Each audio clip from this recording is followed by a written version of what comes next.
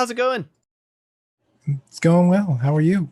Doing a-okay, all things considered. That's the the usual the 2020/2021 disclaimer of All things considered, fine in the context within which considering many other climate things are change and true. pandemic, and Yeah, which of course for everybody is family somewhere, or ripple effects, or if nothing else, customers affected, or just world instability in general, of just all that. But outside of those, nothing particularly, especially recently and locally, out of the ordinary that's a bad. So lot of that's disclaimer.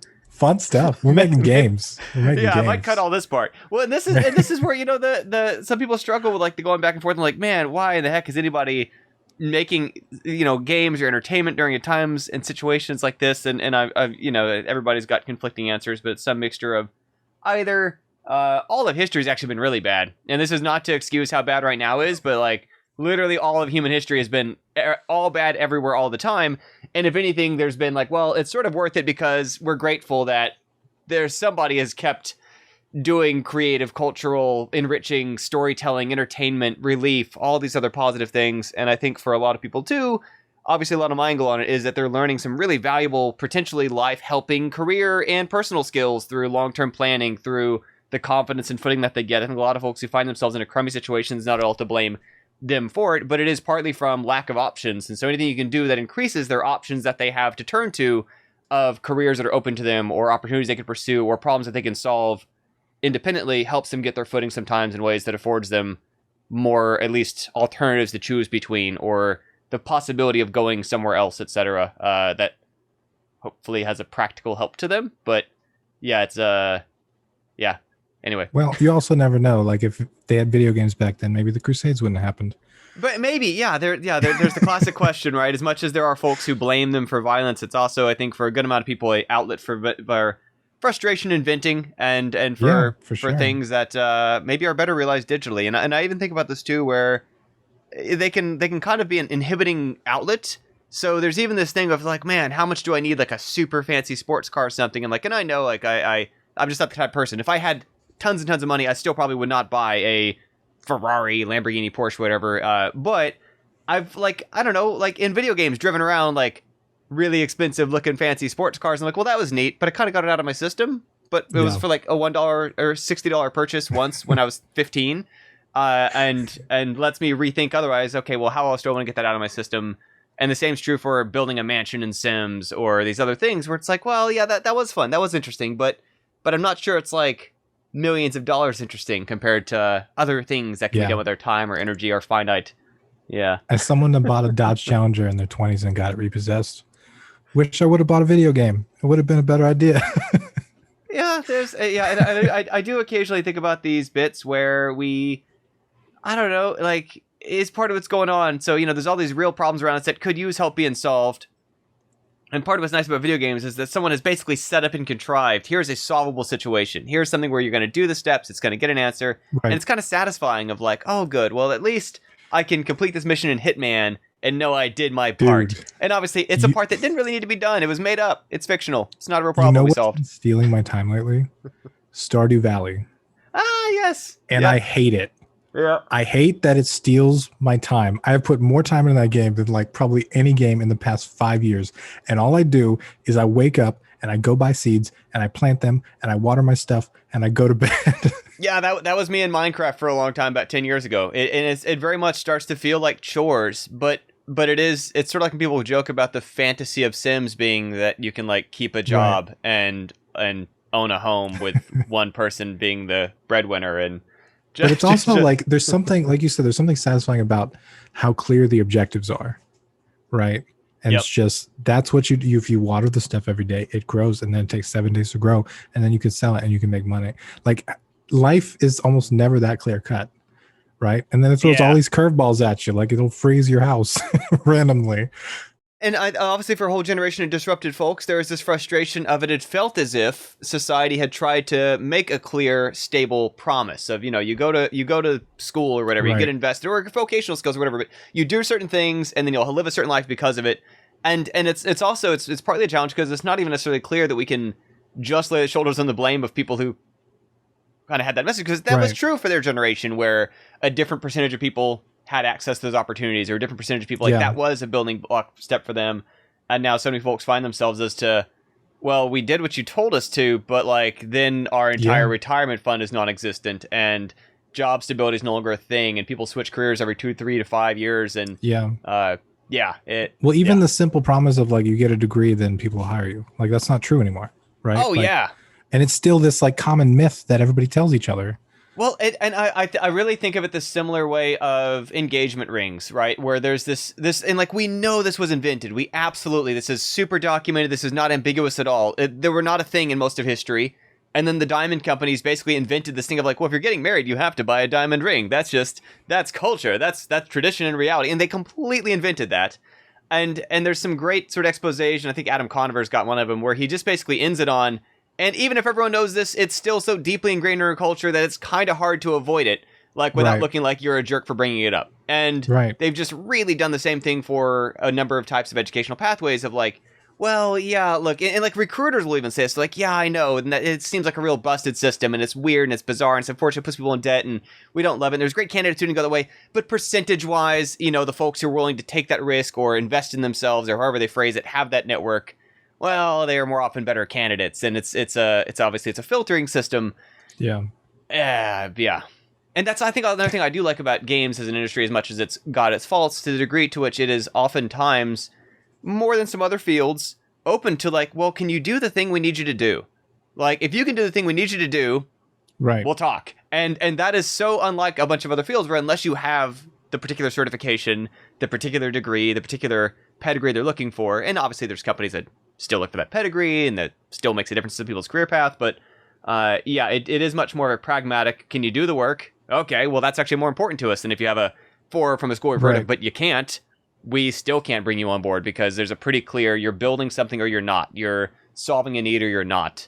You can tell these stories of teams you've untangled or you can't. And degrees themselves, I think, have gotten more and more disconnected from what the actual work is. Well, it's so varied now too. And like, especially take something like technology, we're advancing at such a rapid pace that like the stuff they're teaching isn't necessarily the stuff that you're going to be required to do like immediately out of school.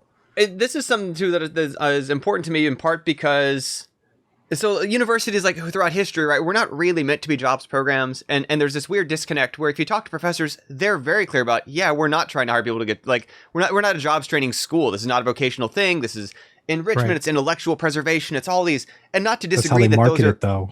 Well, no, exactly, right. It's not to disagree that they're wrong, but certainly at their price points, their argument from the marketing side is that we're looking at an ROI on a 30-year period. You're more likely to earn back more to pay off this than and like that. It just starts to feel like this kind of hokey, disingenuous argument of the people delivering the service see themselves delivering a very different thing than, and it's, and so, for example, I use what I'm doing because it's part of why I do what I do. Like, I charge at a much lower rate in part because like my goal is very upfront of like, it is actually intellectual enrichment, and secondarily, if ever, only, it may have some career implications, but like, it's not the primary point of us doing it. It's mainly, this is a fun thing to do. I'm going to grow from it. I want to do this. This is enjoyable.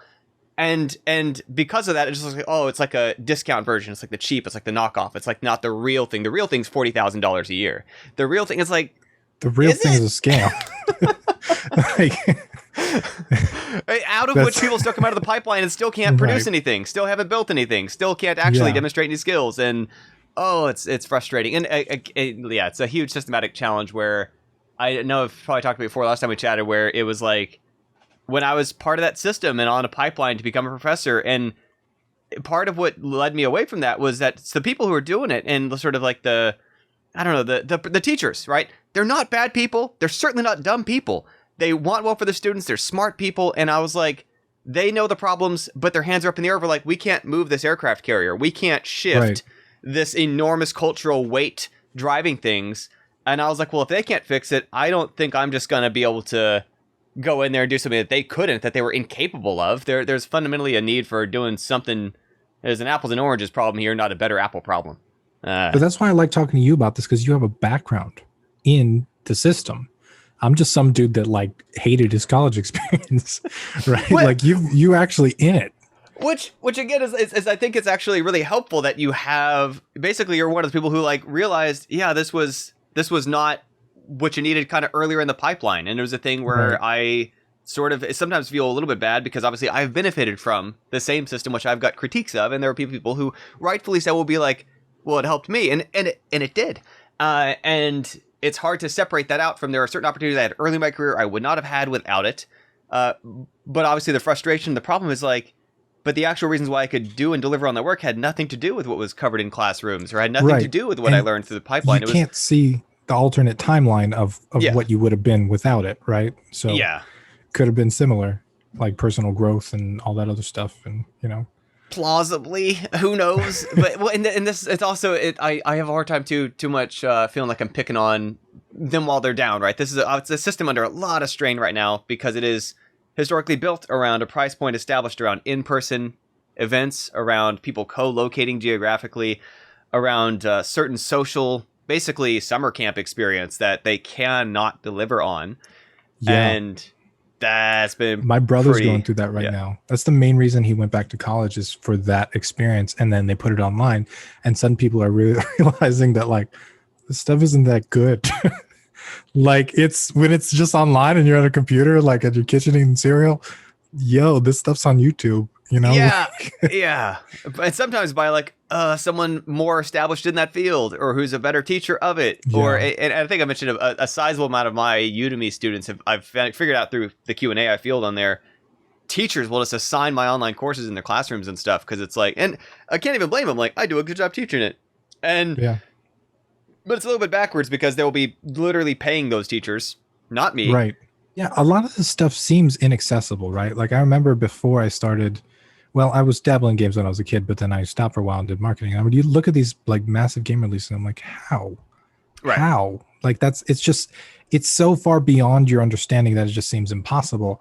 And that's one of the reasons why like I like your approach and I like my approach, because like what I do on my YouTube is I try to share like the realities of game development. I share, I'm burnt out, I'm depressed, this is hard, this has taken me this 6-month game took me 4 years, right? Like this stuff is happening, and I think it makes it more, he's not just some magical genie that just typed some stuff and invented stuff out of thin air. Like, no, it's a human process and it's a thing. And I think your approach to it too, like you put all these people together and you do the thing, you make stuff together and you learn the process kind of through that. And that makes it more real too, right? Like it's not inaccessible and crazy.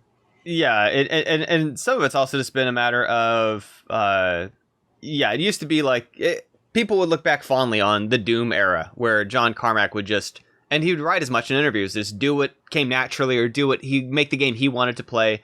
And he was like the only person in the world who could make that type of game because of his alignment of his background and his business connections and his opportunity positioning with the Apology Publishing and so on. And that for no one else in the world had a chance to take part in that creative process. And this is where still there are, as much as YouTube is accessible, et cetera, it's a very different structure, content, et cetera, than Hollywood or television or whatever, where still if you don't live out here in the Hollywood region of LA or something, not gonna make a television show, not gonna get a film produced, etc. But within games, it's been so nice the amount of people who now have a chance to realize some version of their thing. And obviously it might not be the $85 million budget version, it may not be the 200-person team version, but they can build a version of their thing. And that's, I think, really, really refreshing and exciting. The sheer volume of projects, which there's, from a business angle, can be a bit frustrating for people, but I really think it's put us more on the same footing of, as I've probably mentioned before, maybe even last time we chatted, like musicians and writers of like, you can play piano, you can write a story, so can many other people. Doing that as a career is a different sort of adjacent add-on skill to click onto that versus it's worth more people playing guitar and writing stories and, I don't know, anything else. Yeah, the entrepreneurship side of it is way different than the technical side of it.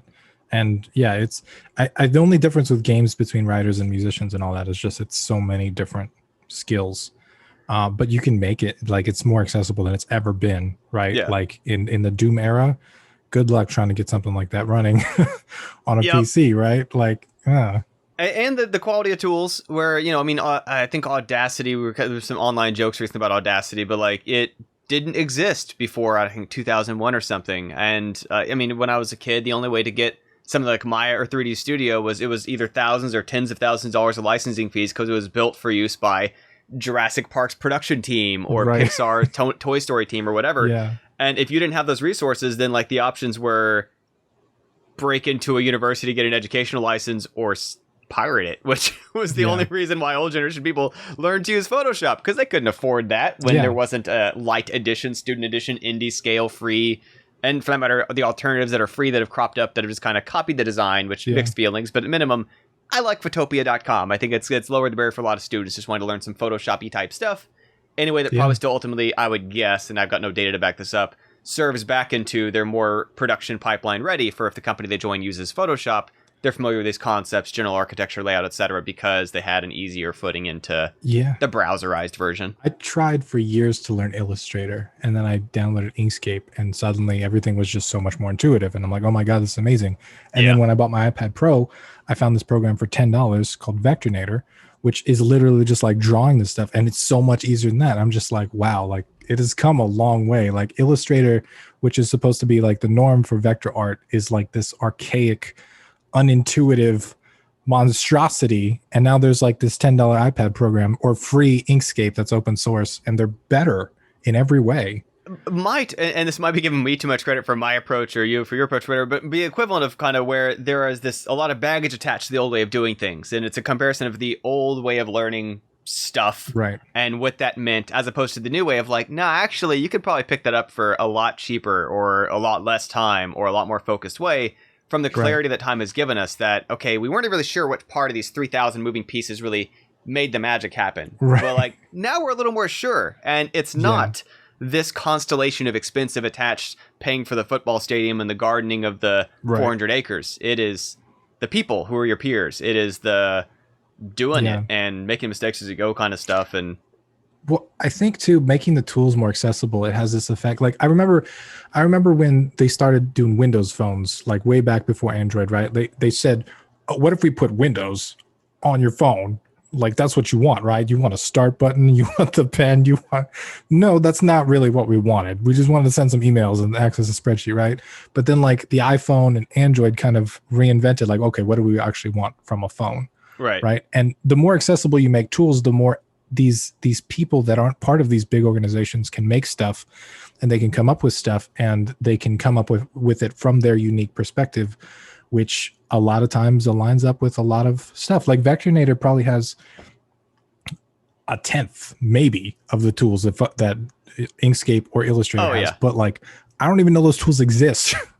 Like I don't even use them. Yeah, when you try to install Creative Cloud, Adobe wants to put like 15 things on your system, like 8 of which have to do with like a library bridge and some sort of conversion stuff. And like there's like 8 other programs with different color icons. And there's, and I'm like, I use a fraction of one of these programs. And I'm sure there's, again, it's not to say there's not some professional who can't and won't do the other thing. It's kind of like for my video editing needs, ScreenFlow, which has got its faults too. But for years, I've used it for my video courses, my podcasts, my YouTubes, my everything that I do, videos, weekly meetings, all that stuff.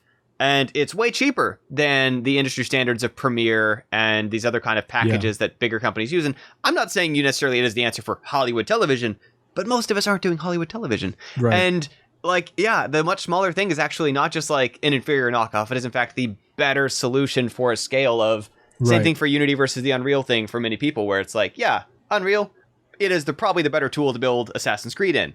If you're not building Assassin's Creed, probably better off in Unity or maybe Godot or maybe any variety of other options that are really built for hat switching and not let's pass this off to our 5th person who specializes in rigging models for the physics engine stuff, where it's just so deeply specialized that it's... I think that's a mistake a lot of people make, those is when they learn things, they want to future-proof their knowledge, right? Yep. So they don't want to learn a thing and then learn another thing later, but they may never get to that other thing. Yeah. Right? A lot of times, most of the time, actually, like unless you're planning that as your career path, like, and a lot of times there's it's too with like AAA and stuff. There's all kind of internal tools and all kinds of other stuff that you can't even practice right now, right? A lot of it for games is an expectation that you're gonna have to be relearning stuff every 3 to 5 to 7 years, regardless. And so, given that, it's sort of like people used to put too much basis, I think, in their first programming language. And part of why I've chosen the one that I did is basically low barrier to entry. And then my approach to it is a generic subset of what I'm covering here. Functions, variables, arrays, these show up everywhere. You're going to use them no matter what. We're not going to use language-specific tricks. Because the reality is you're not going to use the same programming language your entire path as a game developer, whether it's your career or hobby or otherwise. You're just not. Platform's going to shift. Stuff is going to change. I've used like a dozen to make games. I've used a half dozen professionally. Any given year, I'm still poking and prodding. Like this Sunday, we're pitching another project in a different programming language just to test out the waters and be like, okay, well, we got to be ready for bailing this direction if somehow the licensing attached to this one changes in a way that shuts off that valve immediately of being an option. Just these big swinging moves of industry of, well, they've decided to focus on AAA, or they've decided to not update for the latest security browser changes or whatever, like, sank my 10 years of Flash work. Speaking of that, like you said, so, there were things where at first they would try to design mobile devices, be like, you probably want a computer on your phone. And the answer was like, no. Increasingly, the design is also going backwards. So they're designing increasingly the computer experiences to be more like the simplified phone experience and people, right. Not everybody loves that, but it is for many users much closer to what they actually need of like, I just want an iPad with a keyboard that's got better battery life. Like that's really their level of use of this device. And if anything, they're kind of still overpaying for intense complexity and enormous storage that they're never going to use. Yeah. People hit me up all the time like, Tim, I'm going to buy a computer and I need your help. Which computer should I buy? I'm going to be using a spreadsheet and I'm going to be going to websites. And I'm like, I'm not trying to be a dick, but like literally anything. You need a Chromebook. The answer to that is a $100 Chromebook. That is which is literally an Android phone with a keyboard and a battery attached. That is all that is. Yeah. Yeah. But it's interesting because like I remember Windows 8 when I was first installed. I'm like, Windows 7 was great. I can't wait for Windows 8. And I was like, what the hell is this? It was like we got this tile thing and like there's no start button, but now there's like all this. Okay. And they want to work with touch screens and and I'm like, I will say, no one asked for this. But so some part I've been doing on the side lately is years ago I worked with little kids, and obviously I mainly work college age and older. But years ago I worked with some classrooms with little kids, and I built some custom software as part of that to teach them how to read code and interpret the stuff. Been updating that software, and I've also still got a few youth clients. And one of the things that always has surprised me whenever I go back and work with youth is how much, because they were raised on touch screens, and because their parents were like, "Wow, you put an iPod Touch in their hand or an iPad in their hand, and suddenly they're just flying." Is they've never actually gained basic proficiency in use of mouse and keyboard, which is enormously limiting for if you're ever going to build software. And I'm fully aware that there are ways to kind of sort of do it on a touch screen, etc. But the reality is, if you are writing code, if you are even non-trivially doing visual scripting, there's gonna be some mouse and keyboard involved. And there's just basically, we used to even have, typing class or other, which just seems absurd now because the kids have to pick it up to socialize, but they're often touching on their touch screens instead. And it's a very new thing of like backspace and delete, go different directions. And these very trivial things we take for granted about selecting and cutting and pasting text in a way of like this most foundational ingredient to rearranging code takes a bit of practice for them that you have to kind of consciously focus on, put attention on, elevate as a skill as much as penmanship at a certain age is a skill. Because if they don't have that foundation, they're going to continue to interact with it from a side of I can use the stuff that's on it. But, it's very different, right? I mean, it's the same reason why I'm not authoring games using a gamepad. Like, this is a consumer experience side of the output. No matter how proficient I am at it, it's still just not going to be the way I can fly around and code. And there's a lot of people trying to push the all-in-one solutions, right? Like the iPad, on the iPad side, you're trying to get more desktop, and the desktop side, you're trying to get more iPad. But like they do kind of fit in different spots. And I told you, I draw with Vectornator, and I have the Apple Pencil and all that to draw. And I use Construct 3, which is actually a web-based engine, and you can run it on the iPad. And I tried it, and like, nah, you can do it, but like, you can technically do it. You could if you wanted to prove a point. It. Yeah, but it's just like, no, it's like with all those, you got 10 million keys right here that I could just press and do stuff. And once you learn it, it's not quite there. And I know iPad added like mouse support and stuff, so you can technically have mouse and keyboard now, but it's like at that point, why would you not just have a desktop? Well, right? And I will say, so the other piece to not lose track of it here is we sometimes forget, and this is where it's a generational shift of what kids and families are growing up on, is like some of them do not have a computer that is not a tablet, or do not have like a laptop or a desktop. That's increasingly becoming more common. Which, of course, has also been a real challenge for the everyone shifting to learning from home thing, where they can't just assume that everyone just has a laptop with a webcam attached. That's a non-trivial thing that isn't just... They are more accessible than they were. By leaps and bounds, they are not everywhere. And unless somebody else is fronting the money for those, you cannot demand or count on that as a setup somebody just has. Right. But, yeah. problems above my pay grade. Like figuring all that out. Yeah, it's been a challenge. And two, I think the rapid pace at which everybody was kind of thrust into that thing, right, has been interesting to see. I think it's ultimately a good thing. I think, well, good in some ways, good in other ways, or bad in other ways. But like, it's a landscape change for sure. Right. And it's part of like just as entrepreneurs, we got to adapt. As consumers, we got to adapt and all that stuff. There is certainly just because I'm a silver lining person, I usually also attach a dozen disclaimers, but it does not mean any of it is good, etc. But certainly I chose working from home many years ago before it was the standard. I sort of basically decided for my lifestyle, for my preferences, for my comfort, where my energy and time want to be spent. I prefer online. It lets me serve more people. And I do think that's also a thing that for a lot of people, it is opening up, hopefully. And I realize, again, this is rocky times for many people too, but the realization of how much it can lower the barriers for wherever they live, who they can work with, what they can do together, how they can collaborate, regardless of who they do or don't know. Because in some kind of ways, it used to just be this kind of, not quite arbitrary, but certainly in many cases seemingly pretty unfair or overly expensive filter of who went to X, Y, or Z school. There very much has throughout all of human history been a very enormously expensive filter of who lives in this country, who is in New York City, San Francisco, London. Right. It's interesting that the event landscape has changed quite a bit, like with GDC and all these like E3 and all this stuff. Indiecade. Indiecade. Yeah. Yep. And it's interesting to see how all that works, but it's also interesting to see like not, I don't call anybody out specifically, but the pricing has always been higher in some events. And it's interesting, but also like, it's not just the pricing, it's like getting there if you don't live there. Right. So that's part of it.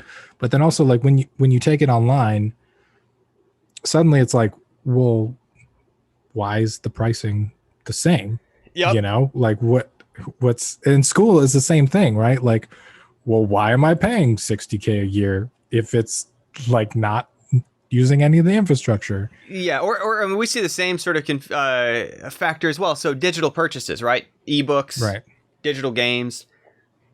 And part of what's bizarre is that we feel like a lot of this price is justified by, well, it's in this nicely printed on cardboard box with a plastic case around it, and it's on a CD or DVD or Blu-ray, and that feels legitimate. The reality is like the variable cost per production of those things at industrial scale is infinitesimal. Like borderline free for those businesses at that scale that they operate at, which is why they have the advantage in those market spaces to just crank that stuff out. And we were never really paying for the cardboard, the CD, or the plastic. That's like pennies per album, pennies per game out of the actual cost. And same thing too of like, even though in the university we felt like, or hell at GDC and other kind of conferences, we felt like, oh, we're paying for, and granted, physical spaces are more expensive. There's overhead. I don't mean to trivialize that. At the scale and number of people that they are having paying coming through those doors, you pack 30 kids in a classroom for thousands of kids per cohort at paying, again, 5-6 digit figures for their time there. And the percentage that was actually going to real estate or rental of the space or paying security or power, even at union electricity levels and so on, just not really that dent in the bucket. And it was more so serving some sort of function. One thing I've also become aware of, and this is a complicated space because obviously a lot of what I do is I want it to be accessible. I want to help more people. And that's a major priority for why I do what I do versus having stayed on the track that I was on in life, is the other very real factor of price point and the level to which it gets people to either who are only so invested that they are going to find some way to earn this back out of it to justify the cost to do it, or they're going to have to understand the case clearly enough what they're going to get out of it enough to really use it and get the most out of it. And I was discussing this the other day for like, there was an online game industry social gathering, which technically in Atlanta, but of course right now everything is everywhere, which is why I've just been dropping on an IG Day in New York City and Atlanta and Chicago and Seattle and Germany and whatever. But like I just skipped one because I was like, well, I know I'm not really in the mood for it and whatever. And someone's like, oh, is it harder to skip when it's online because you're already at your computer, you're already home? I mean, I'm always on the computer and at home, but that was true before the pandemic too. But like, no, it's when I flew out to San Francisco and I paid for a hotel and I scheduled work around it. That's when I felt like I had to squeak every single hour I could, staying out late, waking up early to get the most out of that time. And part of what I think is just not just a psychological factor, but a very real practical factor is when people are paying an enormous sum to be somewhere, to take part of an experience, they're going to really either grab it or self-select out and be like, I'm not that serious about it. And a lot of what that, at least structurally, systematically, and again, I wish there was a better solution, and I've got guesses and I try, but is basically it creates a more dense room of people who are that much more invested in what they're doing. And if they weren't, then they didn't go, which is really what they're kind of creating around that. But I mean, part of when I ran some online events, so we did Game Dev Biz and Enjoy Game Dev years ago, before it was normal to do online events and stuff live. It was something that part of why I was doing that was because when we had physical infrastructure with Indicate or whatever, at that scale of operation, it was not really a feasible thing to cover cost for speakers and still be accessible to speakers who are first-time speakers and not just keynotes and stuff. But with an online event, because there was so much less overhead, we could actually pay all of our speakers. And like that to me was an important distinction of that difference in overhead. And this is where part of the frustration of seeing the amount some of these places are charging for master classes, etc., is also knowing some of those people who are giving those talks who are not getting paid reasonably for the time commitment being asked to them. And I know that most of what they're really trying to invest in, and this is where, again, it's hard for me to knock it because some of my early reputation career was built from giving talks at these same conferences, unpaid, paying my own way to be there, etc., is the association with that brand of, well, having given a talk on the subject, I'm now enough of an authority, you should watch my YouTube channel, buy my ebook, take my video course, whatever the thing is somebody wants to attach their name to next. And I don't have any easy answer to that, but that certainly has been a part of that machinery of, there are more experienced folks who look at that and be like, that's a bad deal. And they're right, it's a bad deal for them at this stage in their career. But for somebody else who's earlier in their path, that is, for many of them, a footing of their first time giving a big, official, legitimized, filtered, past the juried process kind of thing. Right. But I think a lot of the stuff, there's a big argument to be made that some of the stuff is just completely inaccessible to a lot of people. Like minimum of, if you don't live in San Francisco, like a GDC thing is going to cost you $5,000 minimum to just like, for the ticket and for the hotel and for the flight and for the stuff. So you know? So every single year I went to GDC like 16 times starting in 2004, only for like 3 or 4 of those years that I lived in the San Francisco area. But the rest of the years, and the first time or two was expensive because I did not know how to do it. By the time I was doing my 10, 15, whatever, I would find a way to squeak it out for under 1K, flight, where I'm staying, how to get there, all of it. Now, granted, it's like dangerous part of town, privilege of I feel comfortable doing that. Would you say? No. It absolutely is not. That's a waste of money to buy a 2K ticket. No sensible individual is buying a 2K ticket. So that this is part of the accessibility part of it. Is so like there's a $300 and a $500 ticket that gets you behind the door for 5 days. They don't get you into like a bunch of the talks, but the talks are like not really the value. The value is the crowd. It's the people who are there. It's the people who went to the talk, in which case you just get into the crowd as they're exiting the room, and then you find your lawyer, your networking engineer based on the talk that was being given. And the other stuff, like, you don't need to sit in a room without talking to peers for an hour. That'll be on YouTube eventually. You want to be there to talk to the people for 5 days behind the walls, and that's the cheaper passes. But it was sort of this amounts to, and I see some of this too online, is, okay, well, then the answer to that is really, it's because you know somebody who knows the tricks. And this is something where, like, if you don't, then it is too expensive, then it is extra inaccessible, and it's still, I mean, $1,000 isn't cheap either, but it's enough of being able to cover that cost from the value gained from it. But yeah, it's something that the... there are networks of things where it's like, whether it's mentoring, whether it is online events, whether it's online communities that I'm aware of, and this is not to bash on any of them, but their solution is, okay, well, it's free because we just want to help people, but you have to know the people. You have to be friends with us personally. We have to know you and have vetted you and invited you, and if you're not, you can't be a part of this.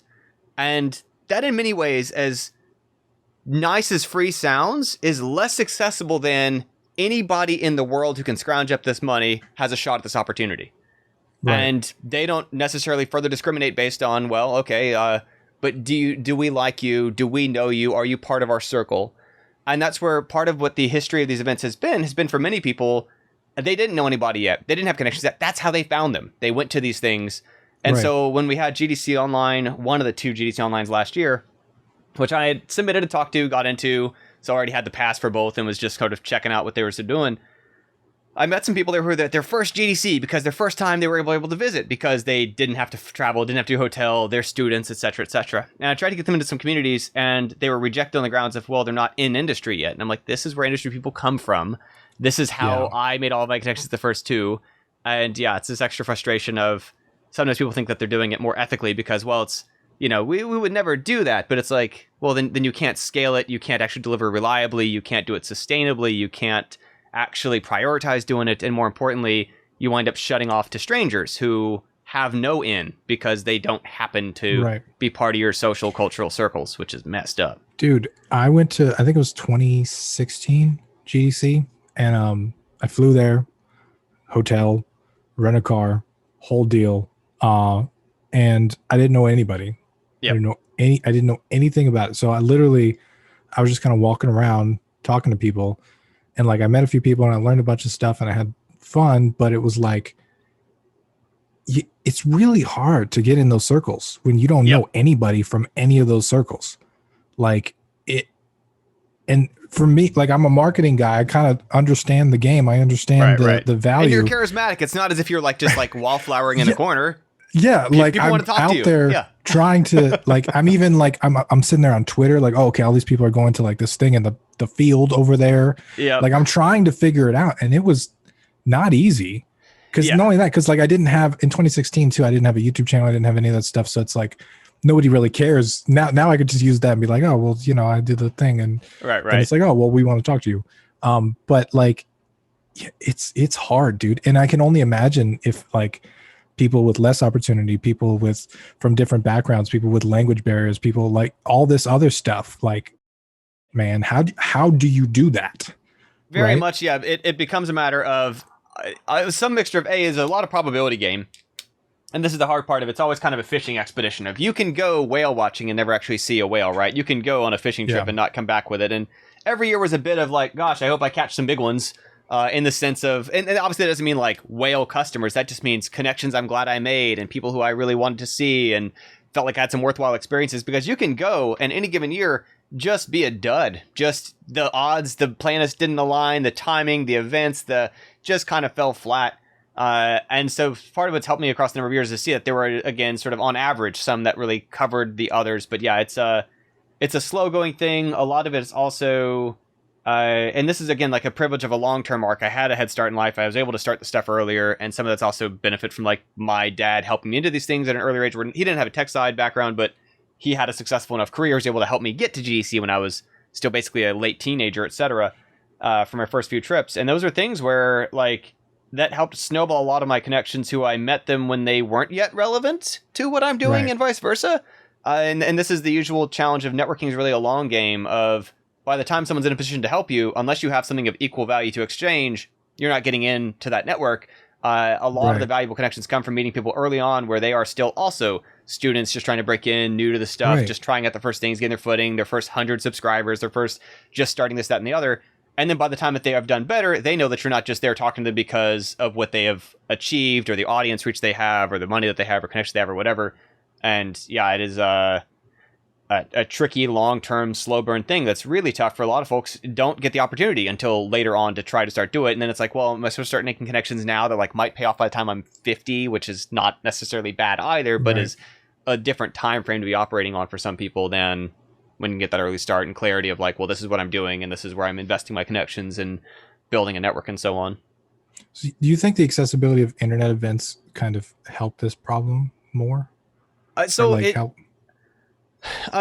and no. Certainly for a lot of folks, it is. I think partly it comes from there's folks who are attending them who don't yet know how to get much out of them. And again, some of it's a practice thing, some of it's not knowing somebody to kind of guide or mentor, shepherd them through it. But again, it's like there are folks who would go to GDC and get very little value out of it. And that was true physically as it is for digitally because they thought that they were going there for a pile of talks. And like, that's not the value there. That, again, the Vault has more talks than you could ever listen to. And not even the Vault, the free YouTube channel, which the other thing I like to point out, right? So they've got this classic bizarre situation going on where their best talks are the free stuff on YouTube because that's what's going to sell Vault subscriptions. They're not putting their junk up front for free because that won't sell Vault subscriptions. They're burying the niche stuff that had like 20 people, 300 people range watch it. The thousands of people audience, that stuff's free on YouTube. But like there are infinite of that stuff. And any given year, the best talks are typically an echo of some talk somebody else has already given before. It's just repackaged a little bit because it's about some newer game. But it's really a lesson that like the same talk was given 3 years ago, 5 years ago, 7 years ago by a different voice, a different era. Pretty much the same conceptual framework, pretty much the same delivery. And it's just these echoes of that stuff. And the real value is the peers and the networking. And it is using every single hour that they can to talk to other people there and introduce people to each other and build up those connections. And if they don't know that going into it, then they go and they're like, well, I guess I watched like 7 talks and I don't know, it was kind of inspiring for a day, but I don't really know what more I'm doing with that. And yeah, that's tough. Part of the other challenge I've seen, so a lot my work with Indicate, I used to organize our speakers for several years. These days I'm our alumni lead. Where basically my whole emphasis is wanting people to connect and find each other, and partly helps me because I get to know all these people and refresh those connections, etc. But part of that is realizing that for a lot of these events, a lot of the real value of GDC, etc., was that it was not just the new cohort of people coming in, it was simultaneously overlapping people who were on their 3rd, 5th, 7th, 30th year sometimes going to these events to meet and connect. And part of what we saw, at least from 2020, was for many of the people who historically had attended these events, they sat it out. Because they were like, I'll go back when it's a real one. This doesn't count. This is an off year. I'm not going to bother. Nah, I want the in-person thing. That's what it is to me. And so because of that, when I went to the networking sessions during GDC online last year, it was disproportionately only people who was their first time there. Not a bad thing, but it does result in an enormous loss of that cross-generational connectivity of somebody else who can help any given person from that group or a whole cohort of those students, or otherwise find their bearings, realize a connection useful to them, find something that exists already that's really answering their questions. And that was, I think, that's been some loss of some people who are didn't feel the pandemic version was worth doing. And again, fair is each individual up to themselves, but I think it has been a loss to the access to those networks. A lot of those networks sat out the round or two, assuming that things will go back to normalish. I think what a lot we're going to see is even when these things switch back on the laver to say we're doing in person again, everyone's vaccinated, the world is back and recovered, maybe 30% of that crowd is going to return. Because for a lot of other people who already were introverts, who already didn't love travel, who already kind of like preferred to spend time on a computer and were pretty comfortable with digital communication technologies, because that's why they're in game tech, like they're just going to be like, yeah, I'm going to settle for the not quite as good networking of just talking to people online, and maybe I'll meet and talk to people who still bother to go to that stuff. And I think it's going to be an enormous shock to that entire system of it used to be built on the basic expectation of like, if you're in this industry long term, better see you there, or you're going to be out of the loop for a year or two, or you're going to be behind the curve, or you're going to be missing out. And increasingly it's going to be like, nah, I know a whole bunch of other like really great people who that they don't do that anymore. They do this free stuff, other things, smaller, more affordable, more year round, other kind of ways of connecting digitally. And I think it's just going to basically screw up the margins and the plans around how that whole system worked around, well, vendors were really paying them for space to reach a certain size of audience that they won't be able to deliver a connection to. Type of audience too. What'd you say? Yeah, and type of audience too, not just size of audience.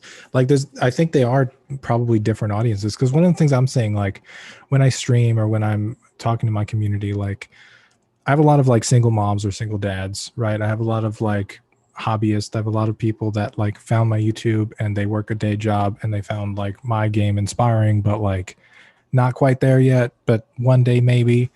But suddenly, like you take something like GDC and with the cost of it, it's just no, right, not there yet. Yeah. But you put it online and you suddenly make it a little more sensible. They're like, well, maybe.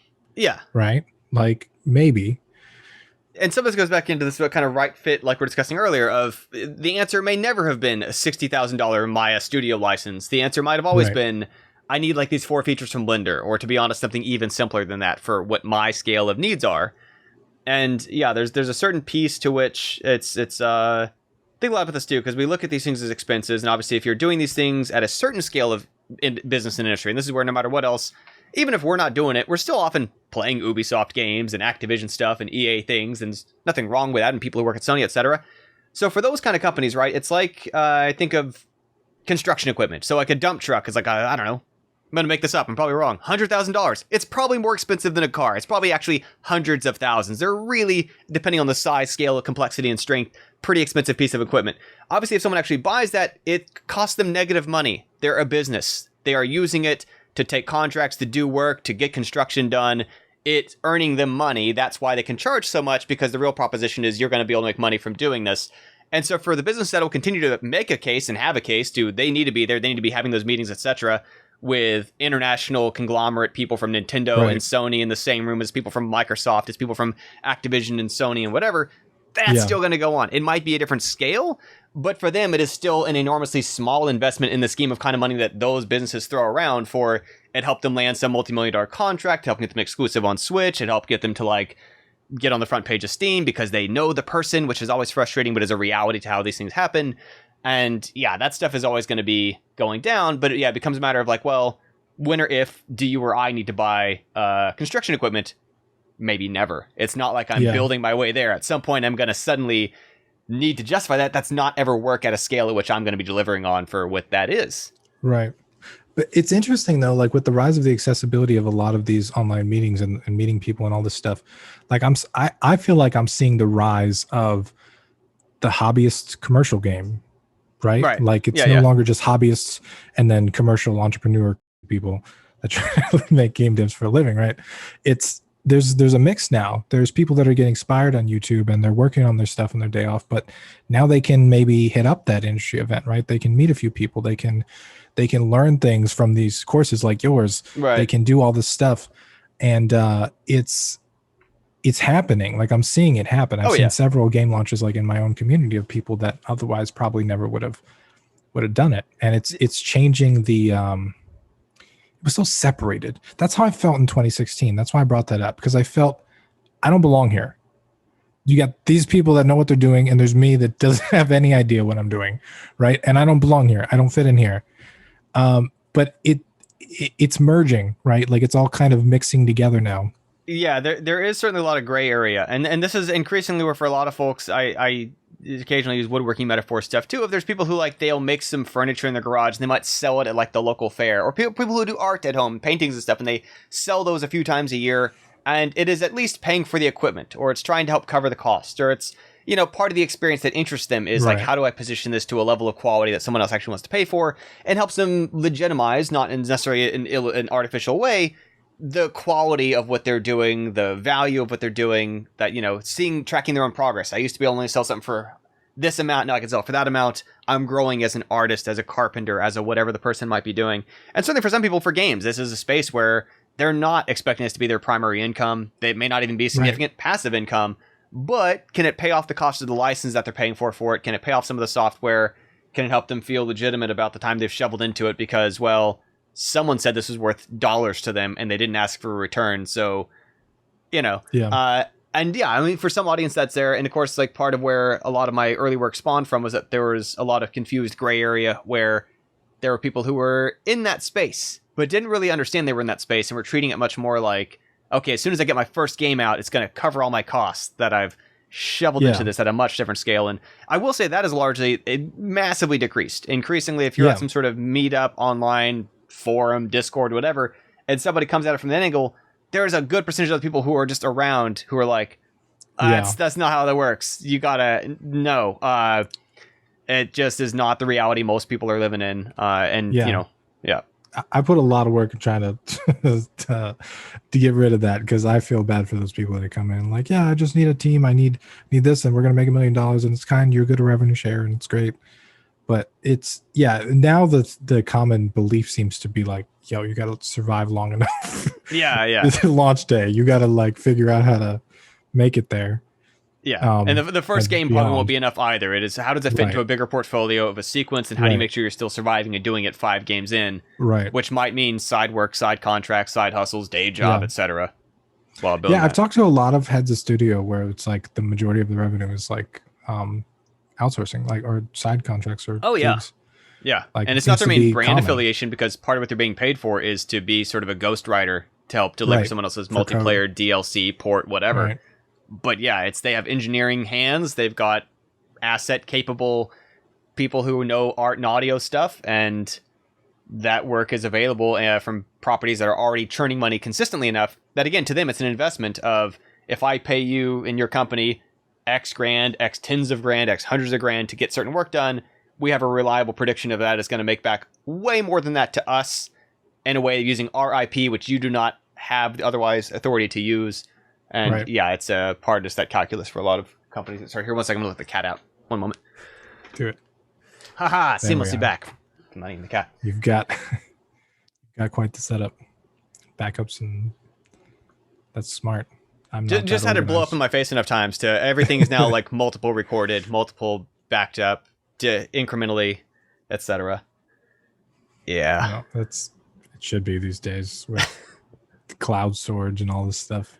Yeah. Like last thing you want is some stupid disk to just stop spinning, and then there goes your stuff. Oh yeah, so I had a guy who was it at the startup I worked at. He was an ex Google engineer, and he knew of somebody whose job was basically walking around the data center warehouse equivalent of looking for like the red light on just failed disks to just yank it out and put another hard disk in its place, and everything was like RAID backed up, obviously infinitely. It's literally cloud storage stuff, but any given like hard drive, there is some failure percentage of any given day might just stop. And if you have a warehouse of hundreds of thousands of drives, any given day, several lights just turning on. And that was part of like, which sort of reminded me of like, you might do nothing wrong, install no malware, make no mistakes, keep your thing under lock and key, take good care of it, back it up locally. It can still just stop. Like a light bulb just goes out. In the same way, there's like a probability of, well, it's probably going to last X years, but that's actually an average because sometimes it dies the next day, sometimes it dies 10 years into the future of the expectation. It's a probabilistic thing of occasionally, these bizarre, just really subtle imperfections accumulate and for reasons hard to put your finger on, just fail. And they do what they can to improve those machining standards, but stuff happens. Yeah. If you go to Amazon and you go to any disk drive or something, and you sort by 1-star reviews, you can see a whole bunch of this didn't work, or it worked for 3 days and then it stopped working. There's plenty of those. Even for my local backups, which in addition to remote backups, because no matter what you do, obviously, like stuff gets flooded, power gets surged, things get broken into. If all your stuff is in one physical location, it's not really backed up. But even for my local backup drives, I have 2 different ones I alternate between. So any given time, I'm at most a half cycle behind. If one of them just goes kaput externally, I have the backup history of the other alternating with I've got 2 SSDs, and then I have a 4 terabyte drive, and the 4 terabyte drive just backs up the 2 SSDs, and then all of my main files I run through Dropbox. Yep. So I've got like the whole version history, like everything, like programs and stuff I'll install, but all the files are in Dropbox itself. Yeah. So that seems to be pretty safe so far. And this has been a common thing. So even when I'm working with youth, out of, again, like skills that are, keyboard and mouse, you're going to need those. Part of it is also I walk them through every now and then.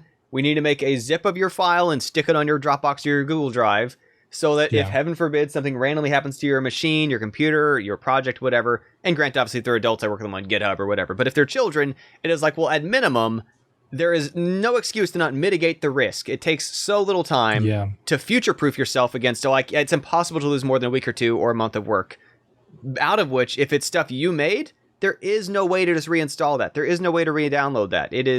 You're not going to redo it. And for some people, it's a game over scenario of like, well, I give up, throw in the towel, quit, gone. And that is 100% mitigatable. It's not someone's fault if it happens. It is their fault if it happens and they haven't done the bare minimum to minimize that impact or that damage. That's why I'm a lifetime subscriber to Dropbox, because they save every file, but they also save every version of every file. So it's like, I mean, it's not, obviously source control is better, but like, sometimes you do some stupid stuff and you just delete something or the hard drive fails or whatever. And like, honestly, it's pretty awesome too. Like sometimes I just need a random file when I'm out, right? Oh, it's on Dropbox. Boom. Here you go. Like, it's pretty useful. Yeah. It's internet, man. It's changed everything, and it's going to continue to change everything, I think. Speaking of skills that kids are and aren't learning, obviously so I've been using Zoom now for 5 or 6 years for 3 different organizations. I ran it for IGD Los Angeles' board meetings and events. I ran it for Indiecade, for us, for like my home team stuff, for online events. And I used to have to explain to my guests, what is Zoom, when they come on the podcast? And I'd be like, okay, we're going to use a service called Zoom. It's going to be a short plugin install. Don't be scared. You don't need an account. It's pretty small and simple. Before you know it, you're going to be in the meeting. And obviously now, like, there are several generations of kids who are so familiar with Zoom that, like, it has become their verb or their noun that they don't say Skype or Teams or anything else. They just refer to it as my parents are on a Zoom call right now, or I've got a Zoom later with my friends. And like way Kleenex became general, or Popsicle became like it used to be a trademark, but it has become a term. And so, I think certainly that is a proficiency, which again will only further to them the absurdity of what used to seem like a very geographic constraint of, well, you play with your friends who live on the same street you do. You get to know the people who are in the same city as you. And my hope is that this will further to them be like, it's actually no different to plug in my buddy who's across the ocean, notwithstanding time zone considerations. And to work with those people and to see that as legitimate as in person.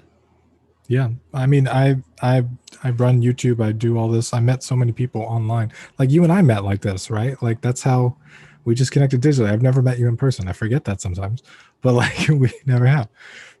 And maybe again, I've been a long time Zoom head and digital person, but like, it's weird to me how much people treat this as if it's not the same. And I mean, if I don't want to, like, you could kind of overanalyze anything and dissect the bird on the table and kill it kind of thing. But like, there's this effect of when people are even standing in the same room, like, it's photons bouncing off the person. It's your brain constructing an illusion of continuity. It's all this layers of kind of artificiality to perceive that there is this person who's, even though physically within arm's reach, you're not actually touching them. You're not actually, it doesn't really matter. What matters is you're hearing their voice, you're receiving their message, you're seeing their expressions, you're perceiving them as people. And like, that is in no way reduced by wires in the middle. Any more than vibrations of the air carrying our sound to each other. It's just, it's also going through electricity. Doesn't make it less necessarily. It's a little different. In some ways it can be better too, because like as an introvert, like the energy required to go to an event sometimes is more terrifying than being at the event, right? But if I don't click a link, sometimes it's like, oh, well, okay. Yeah, I think for a lot of introverted people, this has been something where, and again, this is 1,000 disclaimers, not to say this is good or everyone's happy things happen the way they did, but for a certain audience of people who are a little more introverted, a little more comfortable on a screen, etc., there's been I think a realization among a bunch of people who, in person, eye contact, physical presence, height differences, other things just kind of make them a little more uncomfortable. Right. But on a computer screen, like, it's much more even footing. They can even, and I've done this sometimes where I was like, okay, if the eye contact just feels intense for everyone, put my notes over the camera and like, it looks like making eye contact on the screen. It doesn't matter because the important thing is we can see each other, we can receive each other, etc. Right. And it's in many ways, I think, a more equal footing for some folks who otherwise don't thrive necessarily in in-person communications. And it's like, I do find in game developer meetups, I struggle outside of game developer meetups where like people want to talk about sports and their favorite cocktails and I don't share any of those interests in common and I just kind of don't have any footing and I'm just kind of like twiddling my thumbs, can't wait to get out of there. And part of what's nice too about the Zoom stuff is a combination of you can try out a thing, put a foot in the door, be like, nah, not for me, duck out, nobody cares, no harm done, what have you, versus if I drove somewhere, paid for parking, walked there, found a way, cut past the crowds, etc. I'm going to stick it out because I bothered to do it. And that is a downside. Or for that matter, when a lot of online events have gone to where historically, and I think this is maybe a bit of a problem, but a lot of games industry events have involved alcohol and stuff. And I don't drink, but I've come to know that that's a turf that I have had to navigate sometimes for networking and stuff. But for a lot of other folks who otherwise don't feel comfortable drinking in public for a variety of perfectly legitimate reasons, when they are in online Zoom networking, etc., don't care, aren't worried about how are they getting home, aren't worried about is someone going to prey on them or whatever, because they're like, no, I'll click on end call when I'm done and then fall asleep on my couch. And like that, I think, has been enabling them to interact in a way that has been historically, for better and for worse, a norm for some people in certain segments of industry, at least certain parts or lines of work. And again, like that's not part of my scene, but just seeing people be able to do that has been a weird equalizer, I think, in some ways that are not all bad. I don't drink either, and bars are never like my thing. They're just not my spot. But so many social gatherings take place there, and it's like, I got to go there. I got to get questioned why I'm drinking water. I got to, you know what I mean? Like it's the whole... Which is always so rude because some people have some really dark reasons why they're like, let's not talk about what happened with my parental figure or my personal history or my jail time or whatever. Like leave people alone, or like my health problems that you don't need to know about right now or whatever. Goodness, Let's just open up that can of worms right up front. Let's go. Yeah. Ever since the drunk clown took out my whole family, it's like, well, just leave it alone. Just let people be themselves. Or their religious preferences that don't need to be the conversation there or whatever. Like, come on, y'all. But sometimes it's literally like, it tastes bad. I don't like it. Yeah. It's, you know, like it's not some kind of, I'm not making some kind of commentary or like, you know. It doesn't personally feel to me like a good use of that money versus other things I could spend that I save money or calories on, of like, I'd rather eat a dessert than, whatever. It just, slice of pizza is way better than a beer. In my opinion. Well, and it's a bit like, speaking of slice pizza, like, I'm vegan, and there's this thing where I used to just kind of avoid, the only time people would think to ask about it is when I'm eating and they're eating, because they're like, their brain, and I can't blame them. They look at what I'm eating, it's different than what they're eating. They're like, hey, why are you vegan? And it's like, I don't want to discuss it while you're sitting there eating your not vegan stuff. And it's not because I have any objection to them or want to fight them on or whatever. It's because like they're not in a good headspace and they actually kind of don't even care. They just brought it up because they observed a difference. Yeah. And the same thing's true of like when someone's sitting there drinking and they're like, why aren't you drinking? It's kind of hard to say anything that doesn't feel like you're bad, even if that's not really where you're coming from, because they're doing it right now. They're like, so how come you're not doing what I'm doing? It's like, could we just talk about anything else? Could this not be our topic of conversation here? Yeah. It's so I think the good thing about the internet is there's a lot of things like that it kind of transcends. Yeah. Right. And I like that it's getting more accessible. I like that, like, especially my community, because I've had a lot of my community that, like I said, they're not on the professional level. They're people who probably never go to GDC. A lot of them are hobbyists. A lot of them are like want to do the dream one day. But I really like what I've been seeing of like, you know, they're suddenly it seems so much more attainable, right? Like, and YouTubers too. There's more and more game dev YouTubers that are showing that it's possible. There's more and more like conversations like this where we're just talking about stuff that we've been through. And the internet in general has kind of given rise to like, like you have to see a thing as possible most of the time to do it, right? Like it's a weird human thing. You have to see it to even think it's possible. And I think that's happening. And this is, I think, an enormous thing of, again, it used to be the closest thing we had, and it's hilarious to me. It sounds like we're talking about dinosaur era, but like when we were alive and younger, it would be like parents would come to school and talk about their jobs. And the jobs that were on your radar of doable by people, unless it had been covered by Bill Nye or Mr. Rogers, was like whatever your classmate's parent happened to do. Right. And so I was like, okay, well, I could grow up and become like a pet food chemist. I could grow up and become a security guard. I could grow up and become, and like your list was defined by this small city I live in and whoever happens to be in my cohort of sixth graders on career day. And what a bananas the situation that was. And the accessibility of more people to be able to be kind of like, I've got an uncle who does that, or the equivalent of, that's a thing people do, and they don't seem magic or necessarily any better somehow in any meaningful way than anybody else. They're just people who prioritize their time differently or focus differently or went out of their way to try to make some different connections or something and realizing like, that's not all that far. That's not magic stuff from overseas. And I think even my little moment for this was, I had this, and bafflingly enough, I mean, it was a Capcom game, so it was actually probably made in Japan, but it was like Final Fight the SNES cart. And I was looking at it, and I think some part, it might even just be like the printed label sticker on the cart was like made in USA or something. And I was like, this isn't just stuff shipped from Japan. Like, this people that could be me. I'm in the USA. Have something to do with this. Was just sort of a little mind-opening thing for me as a kid. And yeah, increasingly it is much more normal to see like, no, that's the person who does the thing and they're not a celebrity and et cetera, et cetera. What they're doing is not out of the question for my scale of resources, et cetera.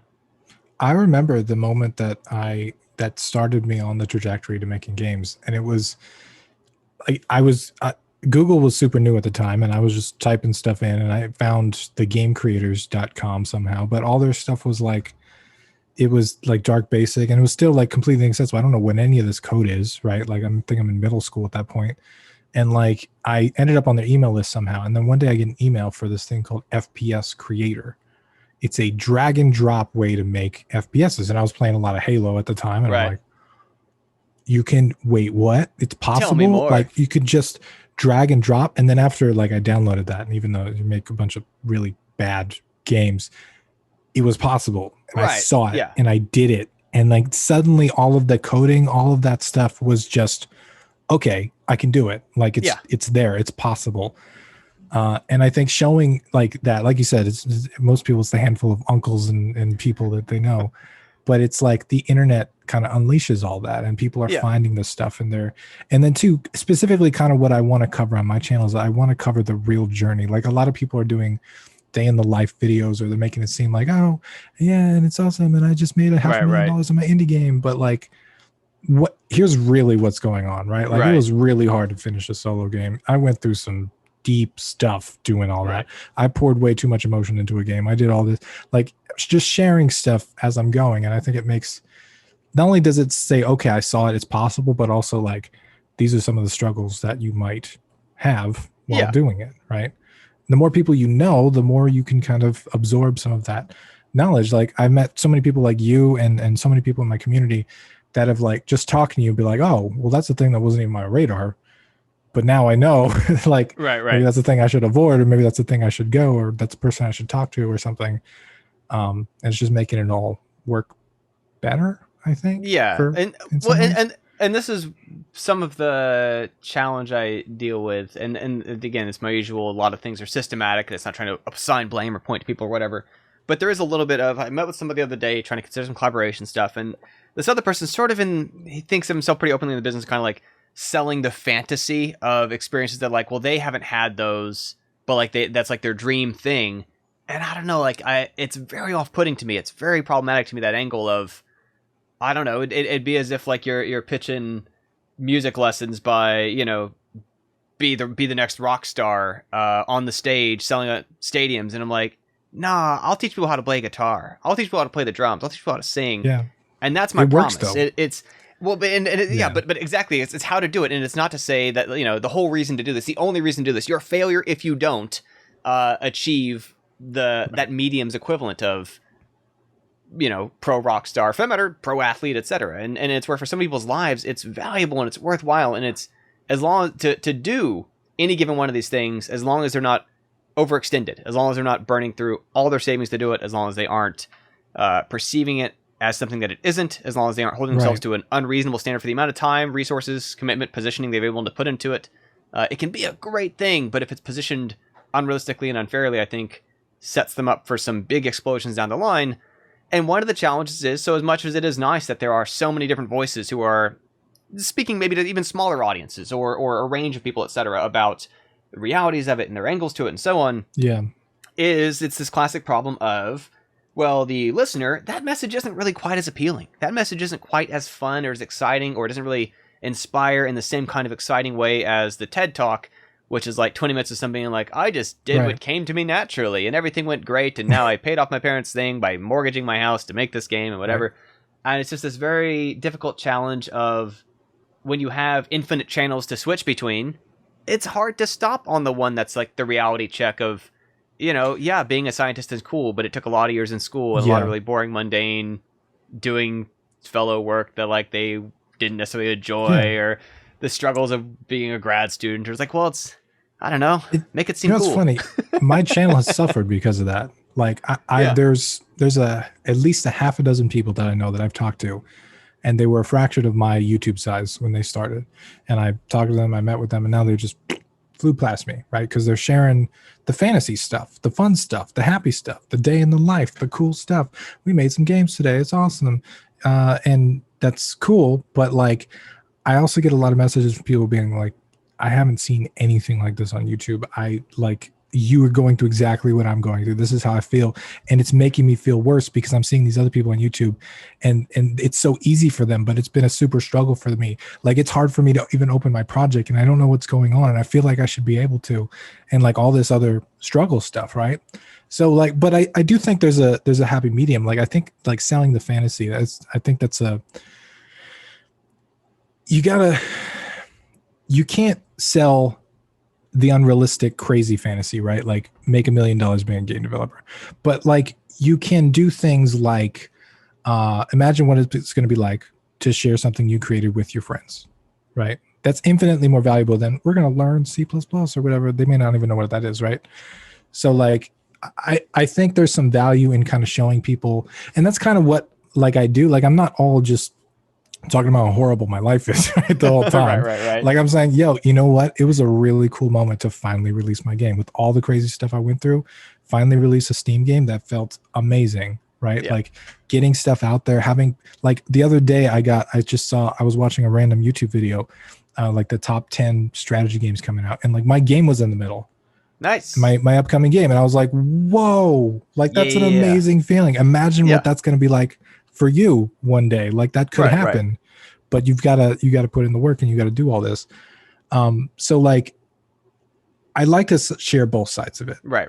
But a lot of people like to share one side of it because it gets more clicks, and it's happier, and it's feel good. And a lot of people, especially on YouTube, like a lot of people just watch stuff for the fantasy. They want to forget that they exist and go into that, right? A bit like the TV experience in a way that obviously that's more the more established medium, in which his business model is kind of built around the idea of like, you will never do what this NFL or NBA athlete's doing, or UFC fighter or whatever, but to just be able to hear from them and for, transport yourself to like, oh man, they're unstoppable and their stuff is whatever. And but yeah, I think maybe, and this has also been like the difference I've sort of made throughout my entire life of like, I specifically only kind of want to reach and work with people who are really doing it, who are actually doing the stuff. And so necessarily there are some constraints where part of what also happens is as much as it repels some people, it also filters in the right people who are like, yeah, he's actually doing it. This is actually resulting in stuff that's getting finished reliably and happening and getting done. And that's just a very different kind of journey than the like, look how nice this is over here on the grass is green kind of thing. There's a big chunk of people in the beginning of like the funnel, right? They just discovered, they want to make a game. It's so cool. It's going to be great.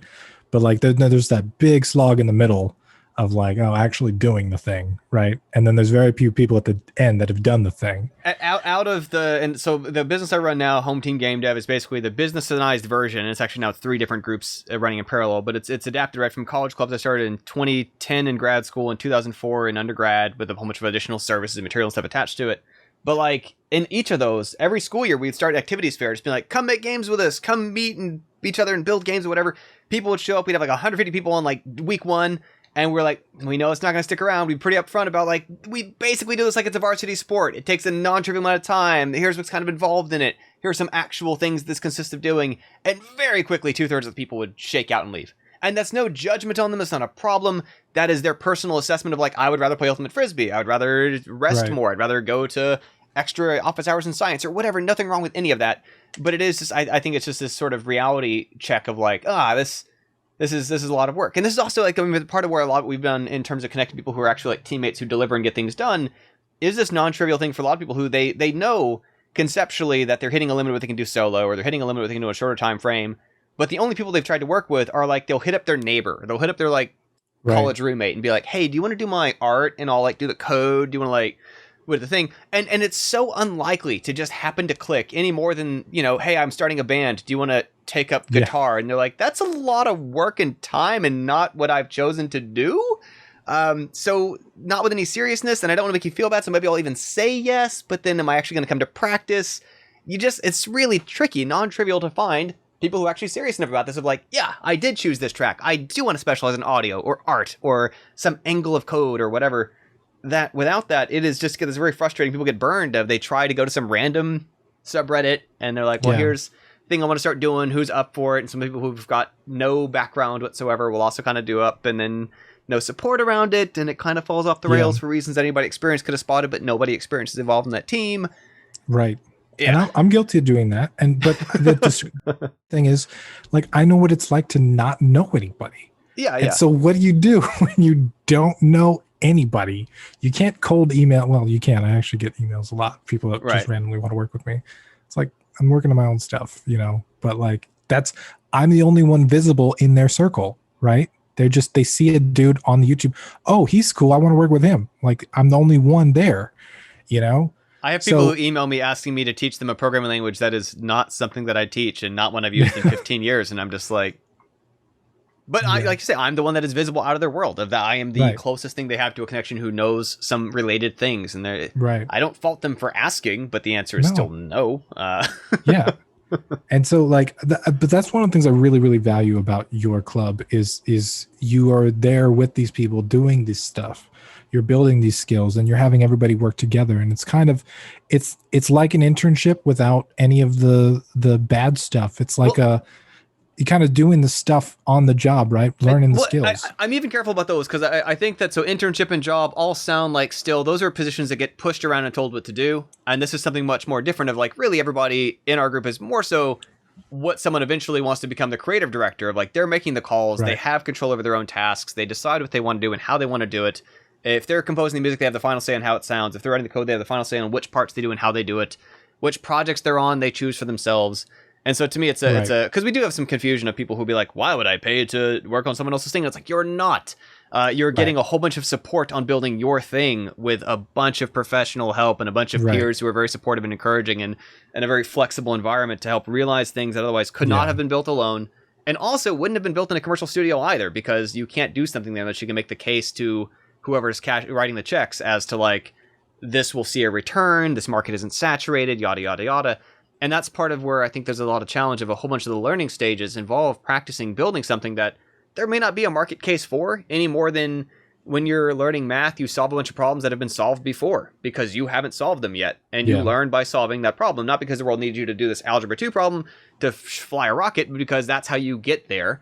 And there's a whole bunch of sort of steps in the middle of that learning process that somewhere between my first game.app and on the other end of the spectrum, selling something with some deal with Oculus or with Nintendo or whatever, there is sometimes building something that's kind of derivative, kind of a knockoff, kind of a, hey, I just wondered how that worked. And until I could try to tinker on it and get it done, there's a lot of things that I was ready to learn, but had not had to really apply until I put myself in a situation. That's where we kind of create a space for as much of that as people need and want to and enjoy and explore and mix in their own personal twists and visions on without having to kind of justify it with a knife fight with the manager over here's why we should do this instead of that. And right.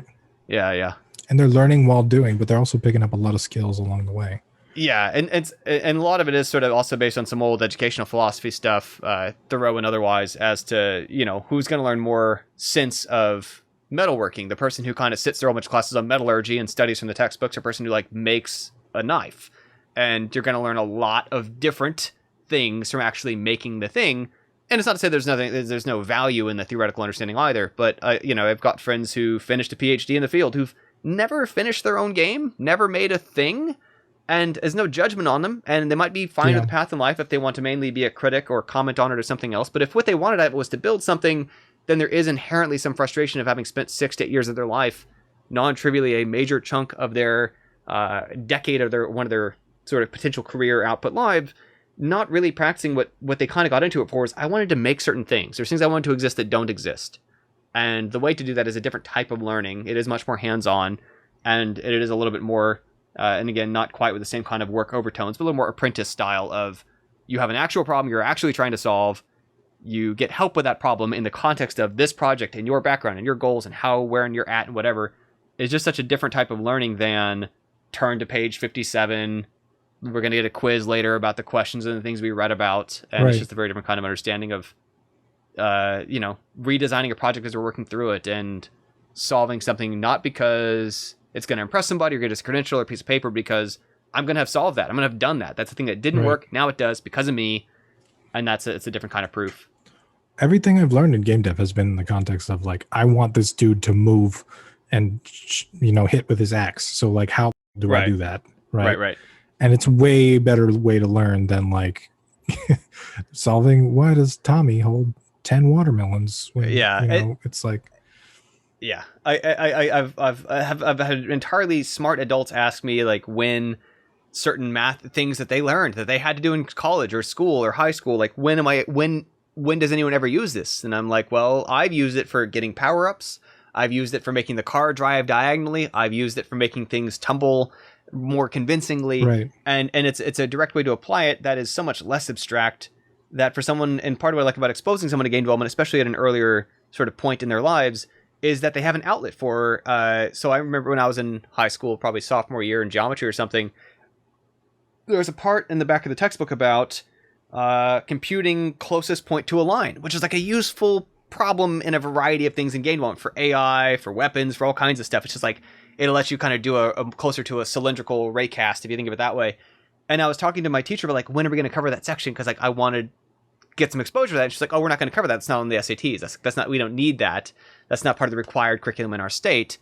And I was like, but I want to do something with it. And so I got to, you know, like I still studied that section and tried to do those problems and looked at the answer keys. And I had an actual reason to get some value out of this vessel of information in front of me besides, well, am I going to get tested on it? Will it get me a job at somebody else who cares about my criteria? That's more so about, I was willing to do work that was not exciting because that's what they're going to hire me to do. And it's just such a different interface to knowledge to, I need to shake something out of this because I need that part. And you're kind of rooting around like in the Legos. Like I need a 2x3 thick pink one to stick over here. It's just such a different relationship to it. And again, I don't mean to either take away the value of more theoretical stuff, which a lot of comp sci knowledge frankly started as hundreds of years ago when they were philosophers dealing with symbolic logic and everybody else was like, what are they doing over there? And they're like, I don't know. It's really interesting though, and eventually became like foundations of computing. But in the immediacy, I think for a lot of people, they do struggle with like, when am I going to use this? Why am I learning this? Right. Just from a human motivation perspective, right? Like, I've never been a fan of math, but like algebra is part of my DNA now. Like, it's just, you need it. So I don't even think of it as math anymore, right? It's just like, it's part of making this cool guy run, you know? So it, in woodworking, there was a case where, and I part of the thing what I like about woodworking is a case where in historical high schools, and also in a lot of schools, also they've defunded their shop programs for liability issues, had to allocate towards other tech and realities of life. So I don't mean to judge any of that, but like they think of it as often like a meathead class, like in TV shows, in media depictions, it was bullies or jocks or people who maybe didn't thrive in the sciences or the math or the other stuff, just in there just making stuff with their hands and things. But like that was where our woodshop teacher would like show using trig to, well, we've got to cut this board. We're going to cut it once. We need it to fit in this corner. And if we can just solve the correct trig thing, we can do that. And that was a way more useful foundation for me in trigonometry than what we were doing in geometry or algebra class, where I was like, yeah, okay, but why though? I built this desk from with my hands, and because I wanted a custom height desk, I wanted it super deep. And I couldn't find anything like that, so I built it. And I'd never really done any woodworking projects. And one of the things I learned immediately is it's not like the computer where you can just iterate until you get it right. Yep. Like, no, you cut that piece of wood, you got to go buy a new one now. Oh. Like and there's like the width of the saw. So like if you needed like a 1/4 of an inch, like there was all kinds of stuff that I learned. It reminds me a little Bezos, whose background had always been in software from Amazon, etc. When they were doing the Kindles, he was being walked around some factory in China, wherever they're mass producing the first generation Kindles, and he was holding one of these things, and he was just like, well, okay, well, what if we took this button on this corner and put it down there? And they're like, Bezos, we have like 400,000 of these to be manufactured a day. This whole factory spun up around it. Maybe 4 years from now we can implement that change. Hardware doesn't work like software. You don't just sneak in a change. The whole material, physical reality around us is a very different thing to wrangle with. And this is where I think also have enjoyed it as a learning context, the degree to which there are so many, for better or for worse, self-taught coders and digital creation people, is because they can safely trash and thrash. They're not burning through materials. They're not running out of wood. They don't have to order more metal. They're not going to like, oh, I screwed it up and now I got to start over again physically. It's literally like revert change. And I can try again. And if it's not doing the right thing, I can just see it's not doing the right thing. Yeah. And that's been a really nice space for that learning context. But yeah, it's just like in building that desk. It's, again, I think part of what I like that it does for people is this unlocking this mentality of there's a practical problem I do not currently know how to solve. I know it is solvable because other people have solved it. I can find knowledge. I can put that knowledge in me somehow, and then I can fix it. Now I'm now a person who has upgraded my skill set, and I'm able to build the desk or solve this problem. And we see for a lot of our people, they can apply that same mentality outside of game development to, I needed to automate some task for work. I needed to do some sort of content or some sort of automated mailing list or something for my church, for my student group, for my something else. Yeah. That confidence that just comes from, I don't know how to do that. I can learn it. I will learn it. And then I can do it. Thing done. Unlocks so much stuff in the world beyond, I don't have the credential for that. That's not what I was trained in. That's not the pathway I chose. That's not the opportunity I happened. My parent didn't ever show me how to do that. So. Right. Yeah. I think, one of the biggest things game dev has really taught me in life has been, it's not just game dev, it's programming in general. It's like, if given enough time, I'll always solve the problem. Yeah. Like, and I never used to think that way, right? Like I used to think that's an unsolved problem, or I have this problem in life that I just got to deal with, or like whatever. But it's like this whole iteration mindset of like, it may not be great. It may not be perfect. I may have the horriblest spaghetti code you ever saw, but like given enough time, I can get the thing to do what I want it to do, right? With my life, with my process, with my routine, with everything. One of my favorite things to get to discuss about programming with people when they're new, and I do this with youth, I do this with people who are adults who are like, maybe their only background was doing something like, and again, it's a fine point of entry. And for some people, if that's what they want, that's fine to stay there too. But like FPS Creator, these other kind of drag and drop things, they're used to doing some things that are a little more drag and droppy or constrained or whatever. But when they're first doing the programming stuff, and they'll ask a question that's a perfectly reasonable question from their background of like, is it possible to blank? And I love getting explained that when you're programming, the answer is 100% of the time, yes. It might be harder. It might take more time. It might involve learning some more stuff. It might involve changing your approach. But the answer is literally 100% of the time, whatever the heck you're thinking, yes. And what a world that opens up to us of like, oh, I'm not arbitrarily constrained by this thing supports 12 ways stuff interacts. This thing supports 10 ways to represent a visual. Anything can be done. And again, it might be out of budget. It might take a long time. It might be hard. And we can discuss those trade-offs. Yeah. But we're making those concrete choices of like, is this worth 3 years of my life to do it that way? It's possible if I choose to. That's the thing, though, is you're talking about critics or like academics versus people that have actually done the thing too. Because like you get, whenever you launch a game or something like that, you know, you make decisions, and sometimes people make comments like, "Oh, the devs are lazy, so they didn't do this." Right. No, I didn't do that because that would have taken an extra year in the production pipeline. It would have messed up this system, and this thing was already on its way out, and I had to ship it. Right? Yeah. There's like 5 reasons why. Well, yeah, there's some combination of the stuff that they don't see to complain about because that got fixed instead because it was much higher priority to cut that down as to the flagrant game crashing problem, and then the other part of it's quite often for a lot of folks, and this is where sometimes people are like, oh man, you know, do they just need more feedback on the design? And it's like the problem isn't really that; it's that they see the problems, they see it more than anybody. They're very frustrated by it. They're working at the limits of their capabilities, where they're at in their experience level, and they're kind of learning as go. But as soon as they've done it and made the mistake, they're wincing at like, I can see that's not exactly how I wanted it to go. But that's what makes them that much better set up for the next time they solve the problem. They're attacking it differently. They're equipped with that firsthand knowledge of how to come at it from a different angle of what the trade-offs were last time, and it's just so different from. Well, you know, I don't know. It's like looking at listening to musicians think of like, I don't know, did you consider making it better? And it's like, I did actually. Thank you for suggesting that. You know, But also, there's different definitions of better, right? Right, yeah. So it's like, it's not even like my current game, Battleborn Tactics, right? I made the decision, and this was an unpopular decision, but it's a tactics game where you move on a grid.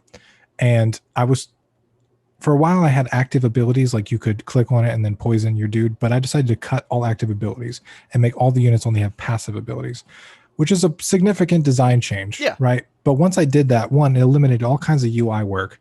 It eliminated all kinds of like extra systems that I had to build.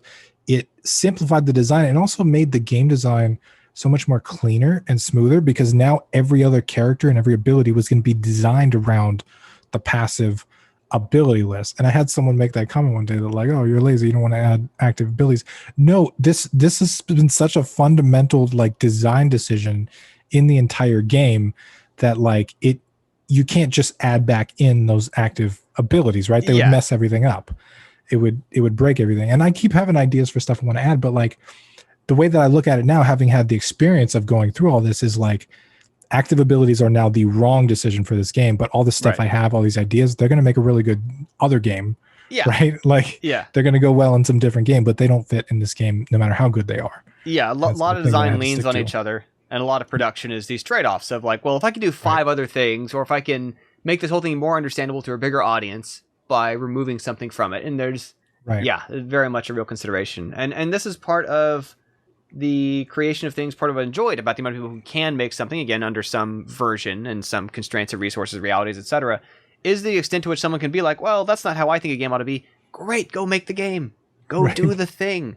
If that's not the story you want told, go tell your story. But it has also been, to me, the baffling, and I think it's just there's been a lowering of barrier through digital media to how much I have to care about something to complain about it, right? So it used to be like, to complain, I'd have to find a piece of paper and write a letter to the editor and seem serious enough they might publish it in the newspaper. And now it's very much like, I won't even be out of bed and I'll be like, that angers me. I don't want that show. Don't watch the show. And like, it's just so baffling to me, this degree to which it is I don't like that song, or I don't like that game, or okay, well, is it for somebody else? Because there's a lot of other people who don't necessarily want the same things. There's something else that you do want, that you can celebrate and enjoy and find is more true to your, and it's not to say that we shouldn't have a dialogue or these things. It's maybe just the extent to which to some people the focus seems to be almost driven towards the things that they can agonize about, versus like, there's actually a ton of stuff over here that you love, that like, you want strategic games, those exist. Or you want action games, those exist, but you don't just go to a strategy game, you're like, add an attack helicopter to it. And you're like, what? What are you talking about? This is chess. This is with it trying to serve a different audience in a different way. Yeah. And I think the whole world gets muddier when every single thing tries to turn into this gray, one-size-fits-all, everything tries to do everything. Every service has feeds and stories and whatever, and every service has comments and replies and schedules. And let me just pick a lane and use a thing for a clear purpose and help me find the thing I'm looking for based on that. And yeah, I used to play a lot of Destiny, and I was part of the Reddit community there, and like as they've kind of made some changes to free to play and all that stuff, I see all these like posts every once in a while. They're like, I'm putting in 4 hours a day, and honestly, this game is super grindy. I never get anywhere. Devs, please fix this. And it's like, why do you keep playing 4 hours a day? If it's like, it's like they make it their problem, the devs' problem, to fix their issue. And like, speaking of Reddit, and this is, it's a there's pros and cons. I will confess, Reddit, I look at Reddit more than I wish I did sometimes. But one of my signals to that was earlier in life. I think I was probably a grad student, and I would look at Reddit, and I'd look at it several times a day at that point in my life, and I'd be like, man, I just see a lot of the same stories get recycled on the front page, and I'm like, maybe that's on me for looking at this too much. What if it's not actually a structural problem with this community or these people? It is I can choose what I do with my life and my time. And I think one of the handiest ideas to come from my being vegan, separate from whatever other reasons I do to do that, has been the realization that I can just treat something like it doesn't exist. Like, that's not food to me. And it just ceases to be there. Like, I can live as if a website isn't on the internet. Dude, I had to make the decision. Yeah. It started with Facebook. I had to delete Facebook. But then I had to stop reading any kind of posts on Reddit or Facebook or Twitter. I had to stop reading my YouTube comments. I had to stop reading. I don't even read emails, to be honest. Like, everybody seems to get mad about that, but I just don't read emails. I'm so slow on emails. That's the worst way to contact me for anybody. It's like maybe once a month, and I'll scan them, but I don't even reply most of the time. Yeah, it's really like, I even noticed that you started messaging me on Discord because I don't even check Slack. Like, it's like, but the effect that it's had on my mental health to just pretend all those things don't exist. Like, it was, for the longest time, I felt like a slave to them, right? Like the YouTube comments, I would respond to every single comment, all this stuff. It was just this never ending. And I was like, wait, I can just not. Yeah. Just because this tech does exist doesn't mean you are an obligation to do it. The world exists as it did before, plus this, right? And so it's another option in your tool belt. And especially I like the example of responding to every single YouTube comment, because there is also a bizarre sense of weird social pressure for online presence. And I don't know if we think we're tricking the algorithm. I don't know if we feel like we're trying to be good customer service people or whatever. And I will say for years, I have and will continue to serve every single question on like my free video course that people could post or whatever, because I want to get people unstuck. Right. But in general, there's sometimes an expectation of, because someone else is online, therefore they have to respond to me, or they have to look at my messages, or they have to whatever. And no more than if I am in the grocery store and someone walks up to me and just is like, Chris, I have a programming question for you. I'm like, that is not how that works. The world can't function in that fashion. And once you kind of come to that division of, actually, I'm under no obligation to respond to every single unsolicited direct messages asking for free help on things that have nothing to do with me, etc. And just sort of set yourself free from, I don't work for those people. That's not how that works. I took it a step further too, because like the imposter syndrome and all that stuff kicks in. Like, I was following a lot of really cool developers on Twitter, and I see all the cool stuff they're posting, and I know consciously that it's their highlight reel, right? It's the stuff that's going good. Like we were talking about, it's only a half of it. Yeah. But still, it affects my mental health. Like, look what they're doing, and so I had to unfollow them. And these are people that I like, and I consider them friends, and like I want them in my life. It's not a judgment. Yeah.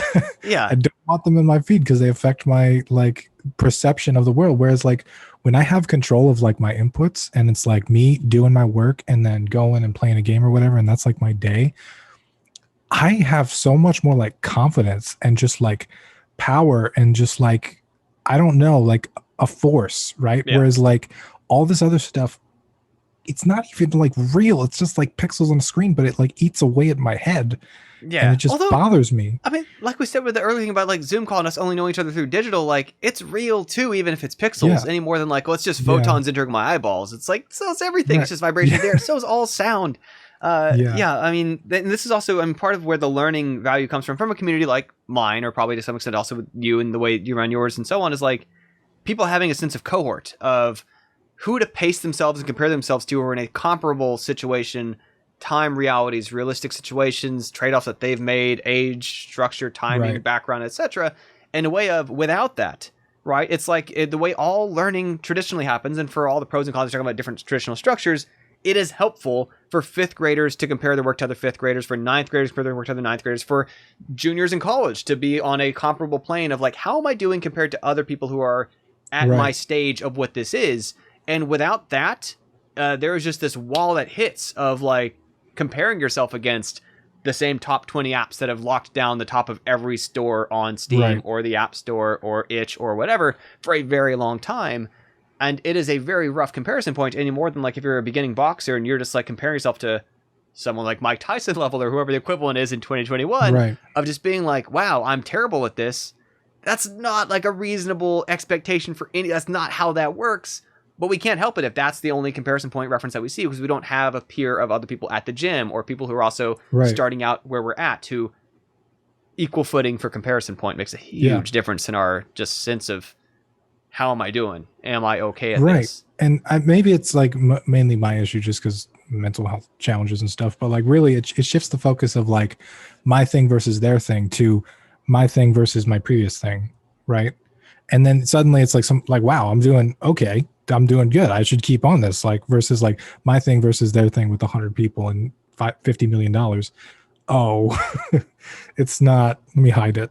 It's so important, but such a hard lesson for people to pick up on the focusing on the delta. Is it moving the right direction as opposed to how is it in absolute terms of, whether it's for somebody it is getting their first 50 followers, for some people it's getting their like 1,000 to 2,000 or 10K to 20K or whatever.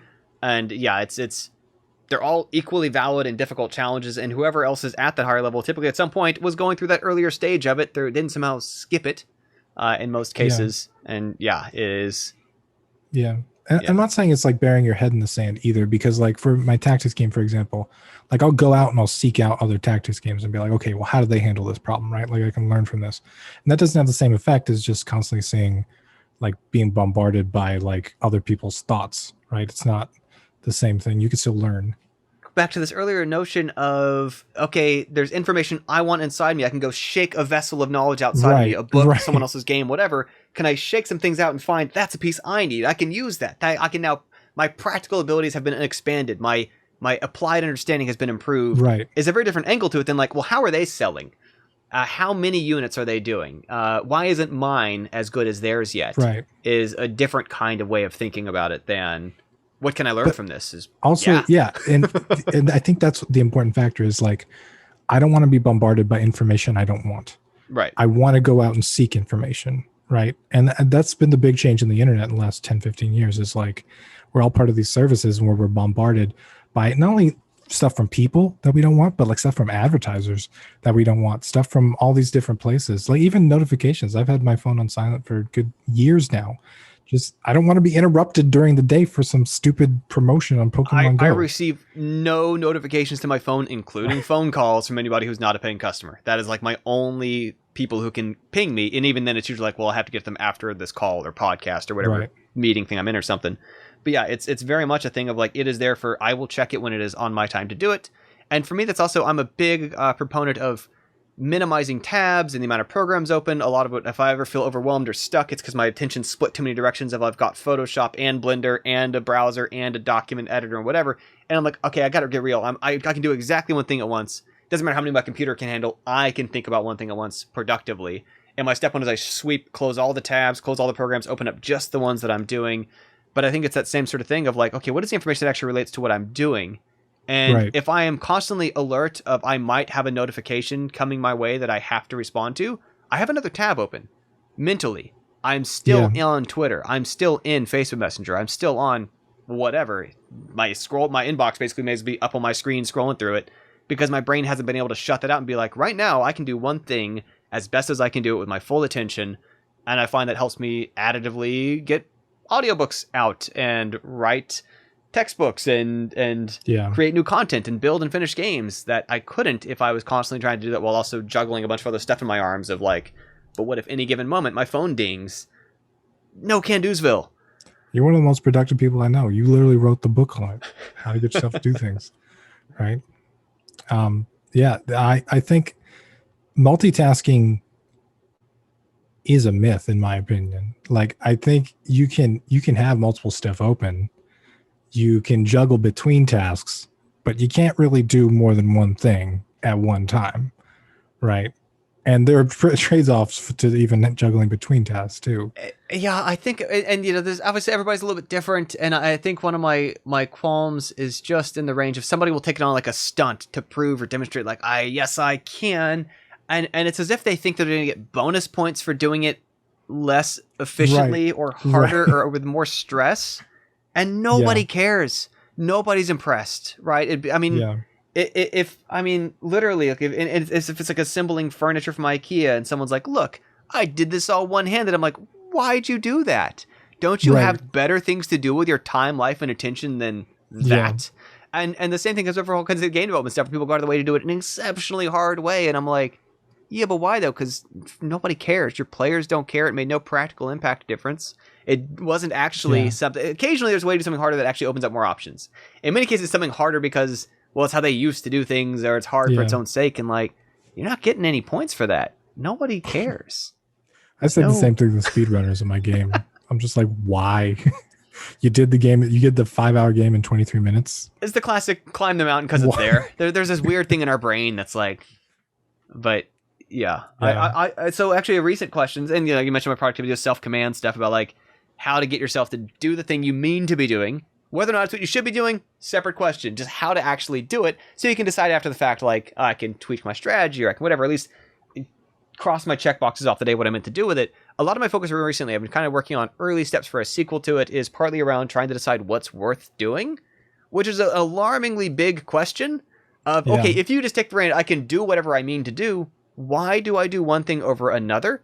And it is obviously this like very big open can of worms. That has very different answers to people, but it's been important to me because sometimes people's default answer is like, well, it's whatever is most profitable. And granted, if they're in a certain situation that might be all they can prioritize until they dig themselves out of a hole, that is sometimes a reality people are in. But for many of the people that I've worked with my entire life, they're building things for very different reasons, whether it's enrichment, whether it's growth, whether it's to improve their positioning, whether it's whatever other thing it is about why they're doing it. And realizing there's lots of folks who, not just in games, but in the same way as Self-Command is about not just game development either, the reason they're starting a podcast, the reason they're writing short stories, the reason why they're starting communities, the reason why they're doing something else is very different from, if it was money, they would do something else. It is not really realistically why they're in it. And again, they might be charging something somehow, but it is secondary to why else they're doing it. And then weighing those to try to be a little more strategic. So it's not like 5 years later, I'm like, why did I spend half of a decade of my life doing that? Why was that? Do I want to reshift my thinking? What are my considerations or variables into what I do with the next one? Because if we look at a 20, 30-year span where we're doing a certain amount of peak content production for a lot of us, there might be 5 or 6 cycles at that time interval that we fit in total. We have a finite number of heartbeats, a finite number of years, a finite amount of time to work with, and it is a non-trivial distinction of not arbitrary what we wind up doing with that time at risk of putting too much stress on it. But this came up in my elite gold kind of mastermind meeting where we meet with people, and because they were talking about projects, and that's an even bigger question. Like, how do you pick the game that you're going to spend the next year on? Like, if you got 10 prototypes, what do you do? Yeah. And I was saying, like, obviously there's, if you're in it for the money, like there's some genre considerations, there's some, competitive analysis stuff that you probably want to do. But like for me, one of the things I've started noticing is that like, it's different. Like the thing that I want to do or I want to make is not always the same as the thing that I want to have made. Yep. Right? Like the legacy kind of conversation. Like when we look back 10 years, do I want to have this as part of like my portfolio, or do I just want to do this right now, or do they overlap? Right. And that was a big shift for me. And it really kind of helped me prioritize some of my projects. Cause like I have a lot going on. I have a bunch of different prototypes that I would love to work on, but it's like when I sit down to work on stuff, it's like, what are the things that I really want to have made? And when I think about it from a perspective in the future, looking back, it's like, oh, okay, that it's a lot more clear. Yeah. Yeah. It's, and it is certainly out of Indicate, a lot of projects that festival has highlighted over the years. And it's a festival that tries to specifically spotlight innovation and novelty and things people haven't seen before and so on. And it's not just like what's successful by some traditional metric. Lots of the developers and creators who've been responsible for award-winning, innovative, cutting-edge, etc., did some stuff that was frankly subsidized. And I don't mean that demeaningly. I mean, like, they kept their lights on being a professor. They kept their lights on with a day job at a bigger game studio. They kept their lights on doing something else. And frankly, this thing may never pay back the cost. But the point wasn't that. The point was, this should exist. This should be an artifact in the world around us to discuss, to point to build my personal identity and brand around. I accomplished this. This came out of me. This is my contribution to our discourse about what games are able to be and do. And for a lot of folks, there might be some, we think about these different Venn diagram ponds. There is what I want to make, what I can make, what people want to buy, what I can get funded. And sometimes there's some overlap. Those overlaps are necessarily finer slivers. And there is considerable territory meaningfully outside of that overlap of the only way it's frankly going to exist is finding some way to do it resourcefully or covered the cost some other way, taking contract work, doing outside stuff, doing ports, applying those skills in adjacent fields, out of which lots of our favorites in history, if it wasn't literally straight up paid for by the Pope or by royalty, was like art and writing and other stuff that was paid by. They worked in patent offices. They did other stuff. They paid people. They painted just rich people's portraits because there was money in that, but that wasn't what they were mainly living to do. I don't want people to look down on that either, because it's like there's this narrative that like, guys, I quit my job and I went full-time indie and I just threw all of my money into my dream and then I did it. But like people do that without doing it, right? Like there's a lot of people that do that and then like now they're going to get, kicked out of their house and their lights are off. And and not only that, but like, I think there's something like commendable about like being able to say, oh, well, I'm smart enough to see the risks. I don't want those risks, but I still want to make my thing. So I'm just going to do it on a longer timeline, right? I'm going to figure out a way to pay for the thing. I think a lot of times that requires more thought and more effort, right? Because then not only that, but like the day-to-day energy of like going to work all day and then coming home and then still working on the thing. Like that's a whole lot harder than just saying, nope, I'm just going to work on this thing, right? Like in a lot of ways. Favorite old stories about this, and so I might even talk about it before one's previous podcast we've done or something, but Rod Humble, who created The Marriage, it was an independent arts game back in Experimental Gameplay Workshop days, like 2007, plus or minus, and it was like purple squares and red boxes and circles, and it's about his and his wife's social dynamics at parties and their relationship over time with strangers, and this like illustration of social meaning, whatever. Freeware thing, tiny program, download it from the site, play it locally, uninstall it once you kind of get the gist, because it's not really a replay value thing, whatever. The same time he did that freeware thing, he was also senior vice president of Electronic Arts Maxis division, doing Sims 4 expansion packs. And some interviewer had asked him, do you see some tension between this AAA, very commercialized, mass production, stuff and what The Marriage is? And he's like, no, like these both should exist in the world. Right. There is as much a market for more furniture fabrics on their sofas in this games as there is for like McDonald's fries. He can deliver on that and help get his kids a good college education and live in a nicer home and whatever. And this other thing should exist. There is no way, shape, or form he sees himself making his living off of what that is. And so, he made these trade-offs of like, that is part of why it is colored circles and a short gameplay experience. But he found a way to make this thing that was worth existing in a way that he could justify it at the level of time investment he put into it as a person whose time is clearly valuable, and it has no tension to he makes some money over here. And so likewise, it's a major person from the Elsinore team. It was long ago, an alumni from one of my first college clubs. I think we barely even intersected that school, but like her job has been at Riot for the entire time that like Elsinore was in its final development, came out, and there's an enormous division between what goes on in her day job and in that independent game that won awards and got stage time and IGF finalists and all that kind of stuff it was something else, delivering different value to the market of people who were willing to pay to have their I mean, I think about this, and this was actually a recent topic of my weekly newsletter, GameDevTraining.com. I started doing a weekly newsletter, but one of the topics was that when you're getting paid to do something, even if you're selling something to somebody, really you're being paid to do what they want, right? If you're doing it for a boss, you're getting paid to build what they're asking you to their way. If you're doing it for a customer, you're really, whether or not it's kind of how it was conceived, building something because they want that to exist enough to pay you to have made it. And if there's something that the reason it exists is because you want it to exist, you're sort of paying yourself in some sense and calculating into that. Okay, well, how else would this have existed? I would have had to pay someone else to do this for me. If I produce this on my own time and energy, then it is as if I have saved the money of not having to pay someone else to do it to make it exist because I wanted this to be a thing in the world, separate from however else it interfaces to people's commercial realities and life and time and marketing and all that kind of stuff. Yeah, it's funny because like I've kind of experienced a little bit of both of these, right? Like Phalophobia was a game that I wanted to exist. Like I didn't care about what it did sales wise. I didn't care about the genre. I didn't care about it. I wanted to put my experience into this thing and release it. And then suddenly when I got that done, I was like, oh, well, because like I said, I never really feel like I designed the game. I feel like I just followed like the design of it. Whereas like now suddenly after that game was finished, I was like, oh, well, now I can design a game. Right. Now I can like choose what to make. Like I never really chose that, right? Like I just felt like I needed to get it out. It was an interesting feeling, and it's definitely, I think, taking all that into an account. Like those things can coexist, right? Yeah. You can make a thing for whatever reason you want. You can make a thing for the money. You can make a thing for the passion. You can make a thing for both reasons. You can give a thing away for free. You can make a thing for your kid, right? There's like big old Venn diagrams. Right. And I think you don't have to fall into some of these like culture traps or these like expected things or, you know, any of that. Like you can just do a thing because you want to do it. And I think a lot of people don't really get that. Yeah. And I don't know how much this has been the commoditization of hobbies and such. And this is, again, opposite the point, like hobby sounds like a bad word or too diminishingly of, is a hobbyist over there.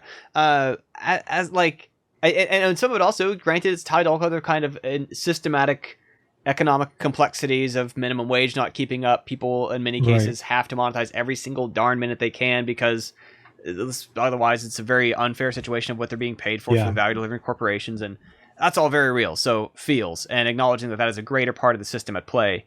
But yeah, there is a certain amount of things which would not have been written or made or drawn or painted or programmed or otherwise if not for finding some way to balance. And again, it might be lower resource depending on what the trade-offs are in how would this exist. And it's just like when people are working with me who are project leads and home teams, they're trying to decide what to pitch and how to do it. So I had someone met their days, that architect, and he had like 5 different kind of concepts he might work on, and some might overlap or whatever. And we're like, well, any given one of these you could do something with and produce a finished game out of. Just like any given one of these, you could have a 6-week version or a 6-month version that'll wind up different. And it just becomes a matter of, okay, what are we getting out of it? What are we putting into it? Do we feel like we're getting out of it is exceeding what we're putting into it?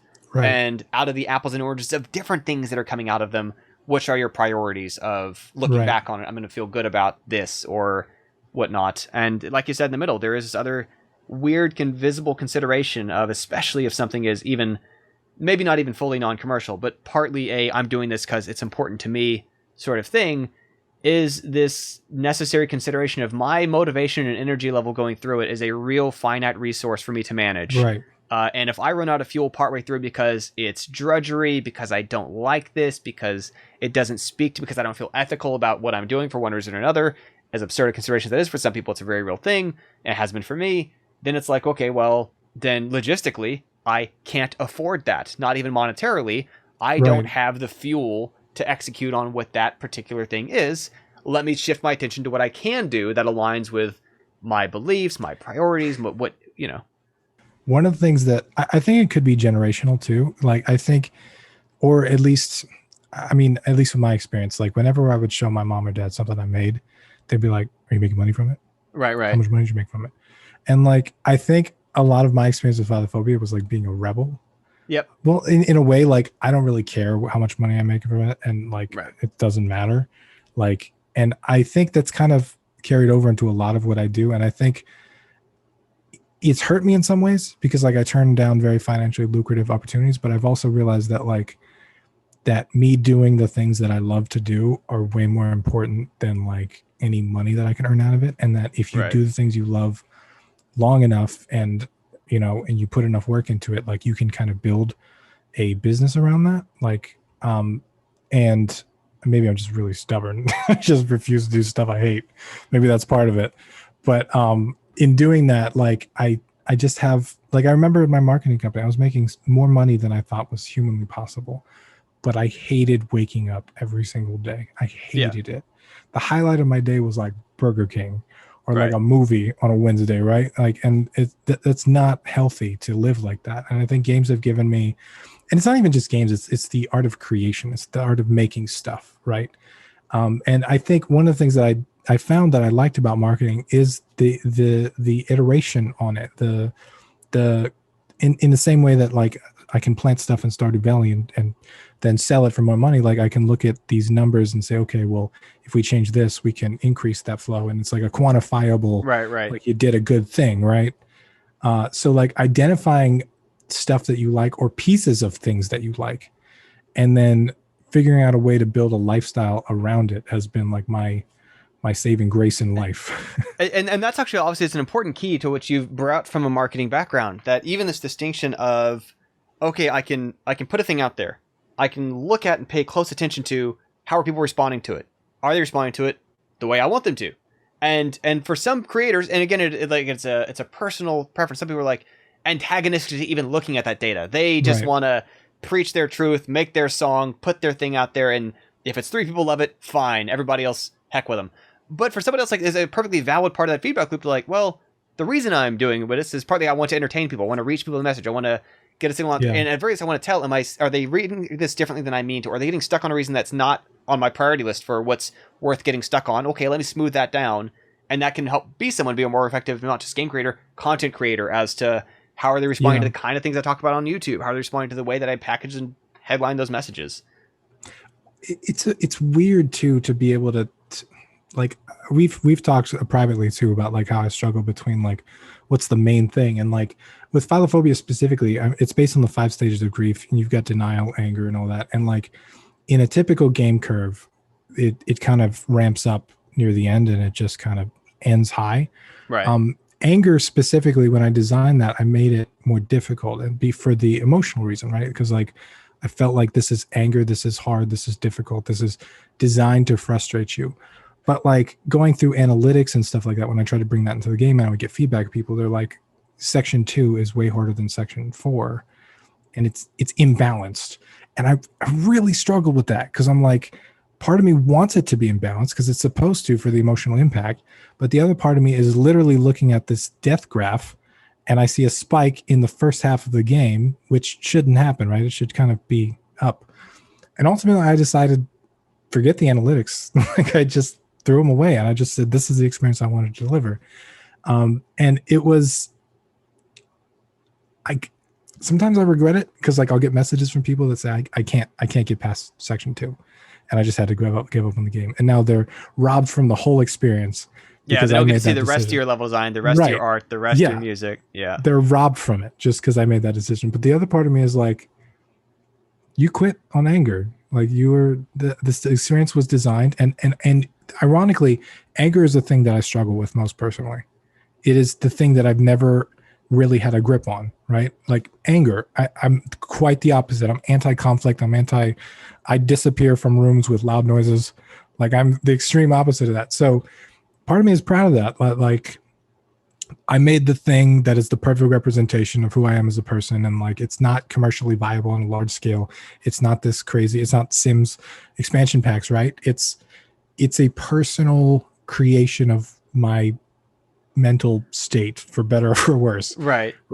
And I think understanding your why is a big part of how you navigate that. And I think doing this whole process made me understand my why, right? Like, I would have made a different decision if my why was like finish time, right? Or finish count.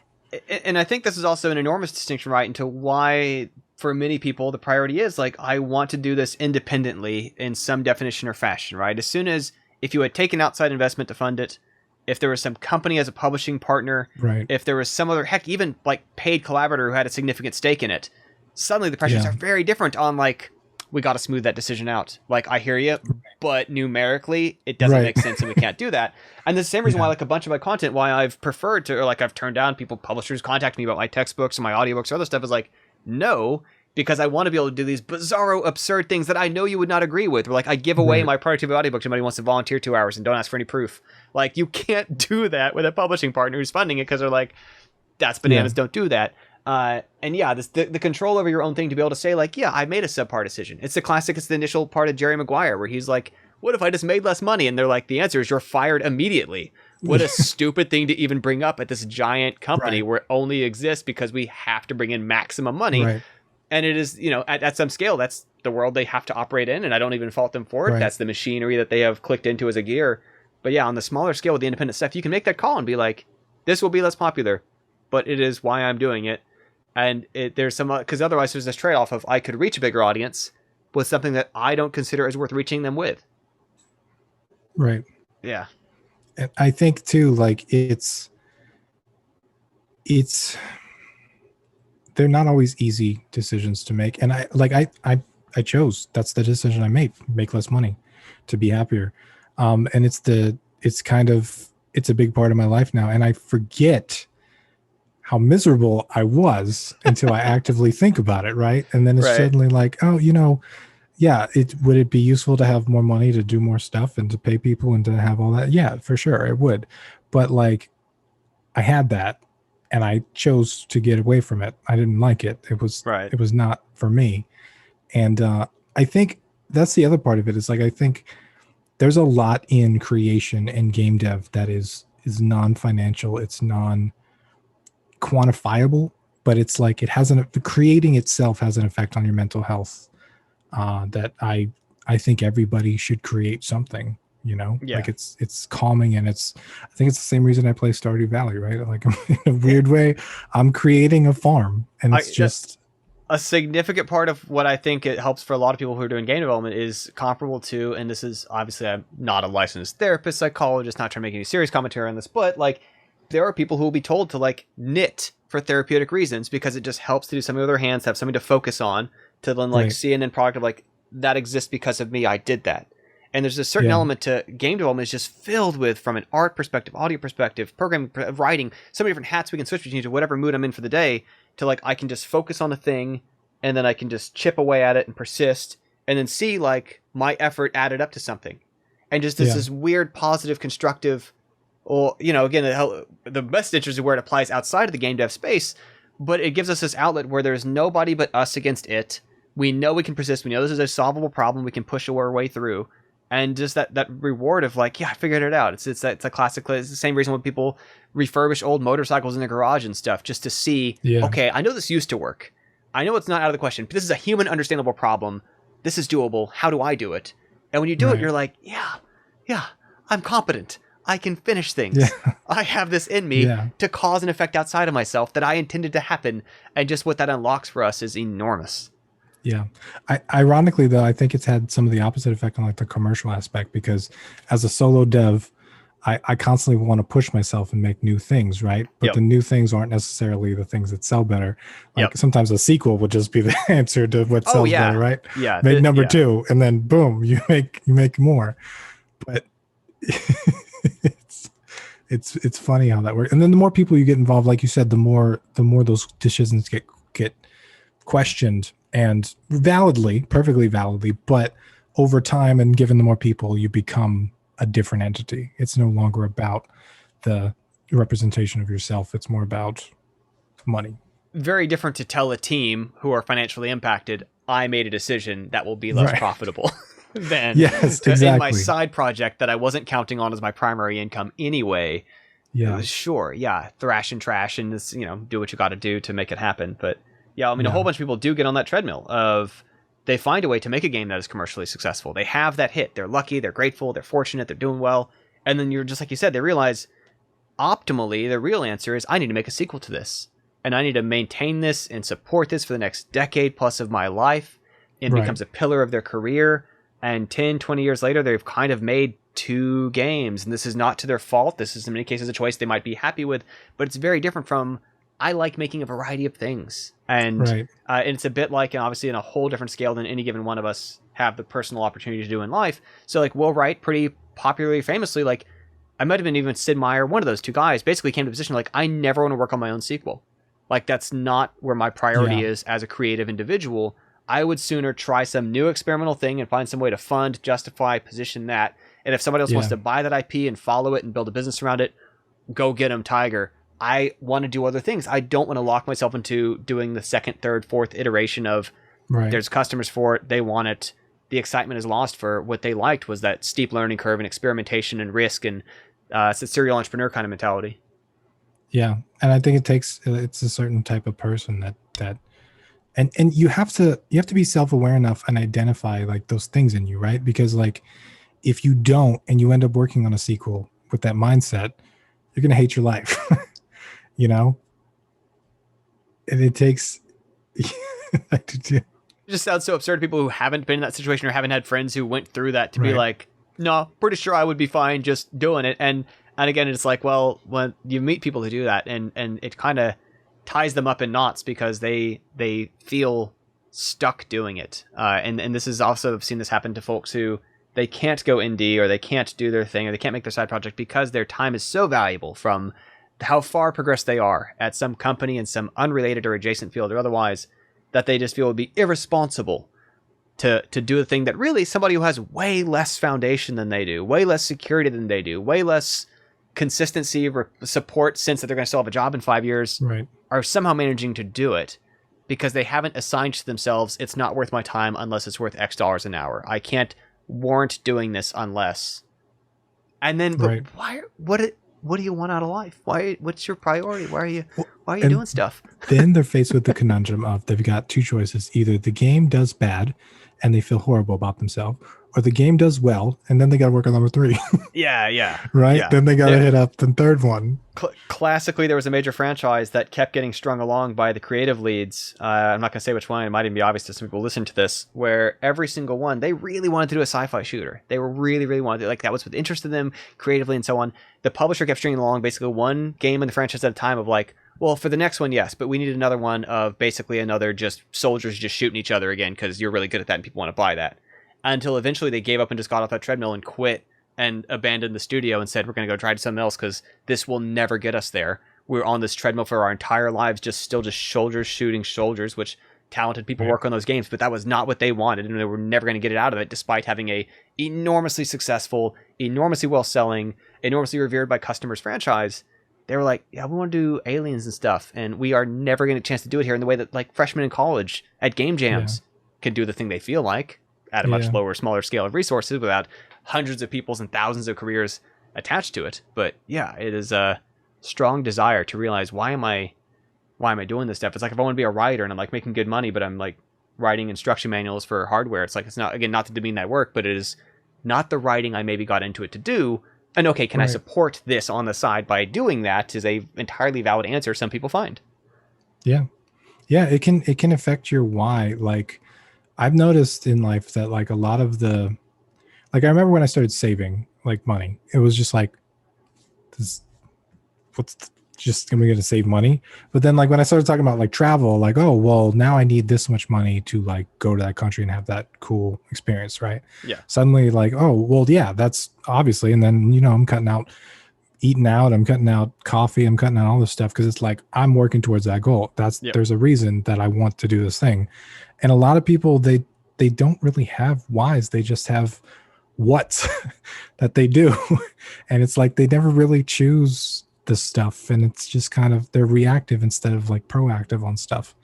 And I see it a lot, and it bothers me because I remember what it was like to be reactive. Like there's an alternate reality where like I just continue to be reactive to everything my marketing company was throwing at me, and I didn't make a choice, and I'm still there. And I have more money than I need, but I hate my life. So right, and that terrifies me. Yeah, it's almost like a version of, you know, these movies we watched. Laura and I watched Family Man the other day with Nick Cage.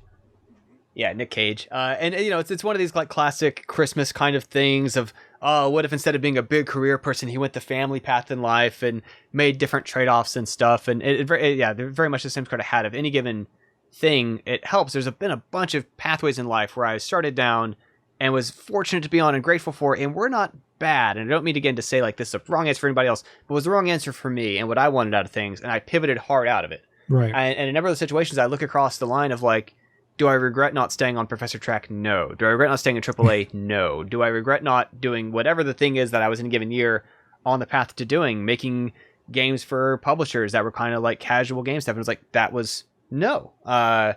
And there's nothing against people who that is a fit for what they want, but it was not what I wanted out of it. And how grateful I've been that each time I've been able to find some way to squeak by, hold the footing, take a pay cut, shift gears, jump to whatever the thing, try something, and find some way to manage to get away with it or stay afloat while doing it. That has helped me build a better position that I feel pretty strong about, like the way people are being taught and the way they're learning and the kind of content I'm able to produce, and that means so much more to me than some of the other stuff of I don't know, any given year, just like you said, our parents, especially sometimes there's pressure. And again, they're coming from different contexts, different reality, different opportunities to some things that we do didn't exist at all when they were our ages. Right. But like I would, my dad would be like, wait, well, how often do you reassess? Google has contacted me about things and I shut them down. I'm like, no, I'm fine doing what I'm doing. Go away. No disrespect. Do your stuff. But like, I've turned down work that would have been pretty well paying over there. But I'm like, yeah, but I never would have actually produced any of this long string of stuff that's been really, really helping other people and helping me kind of develop myself and fulfill what I feel is more uniquely my purpose. And I think for a lot of us, it is a big factor of how to make it matter that I'm involved in this. How do I make this actually significant that it's me? Because that's where I feel like for any one of those giant company things, necessarily they're slotting someone into a role of lots of other people can fill that spot. That doesn't need to be me over there. I can be doing something over here that it matters more that this is me doing my thing and not someone else who meets a certain set of criteria.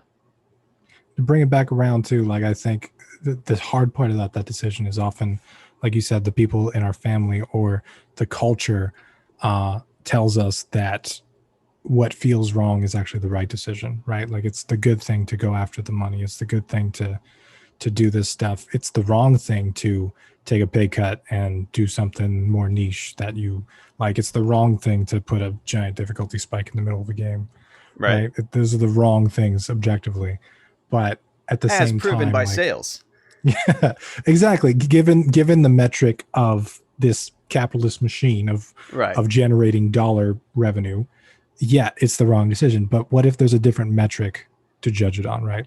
Yeah. Happiness, mental health, life quality, all those things.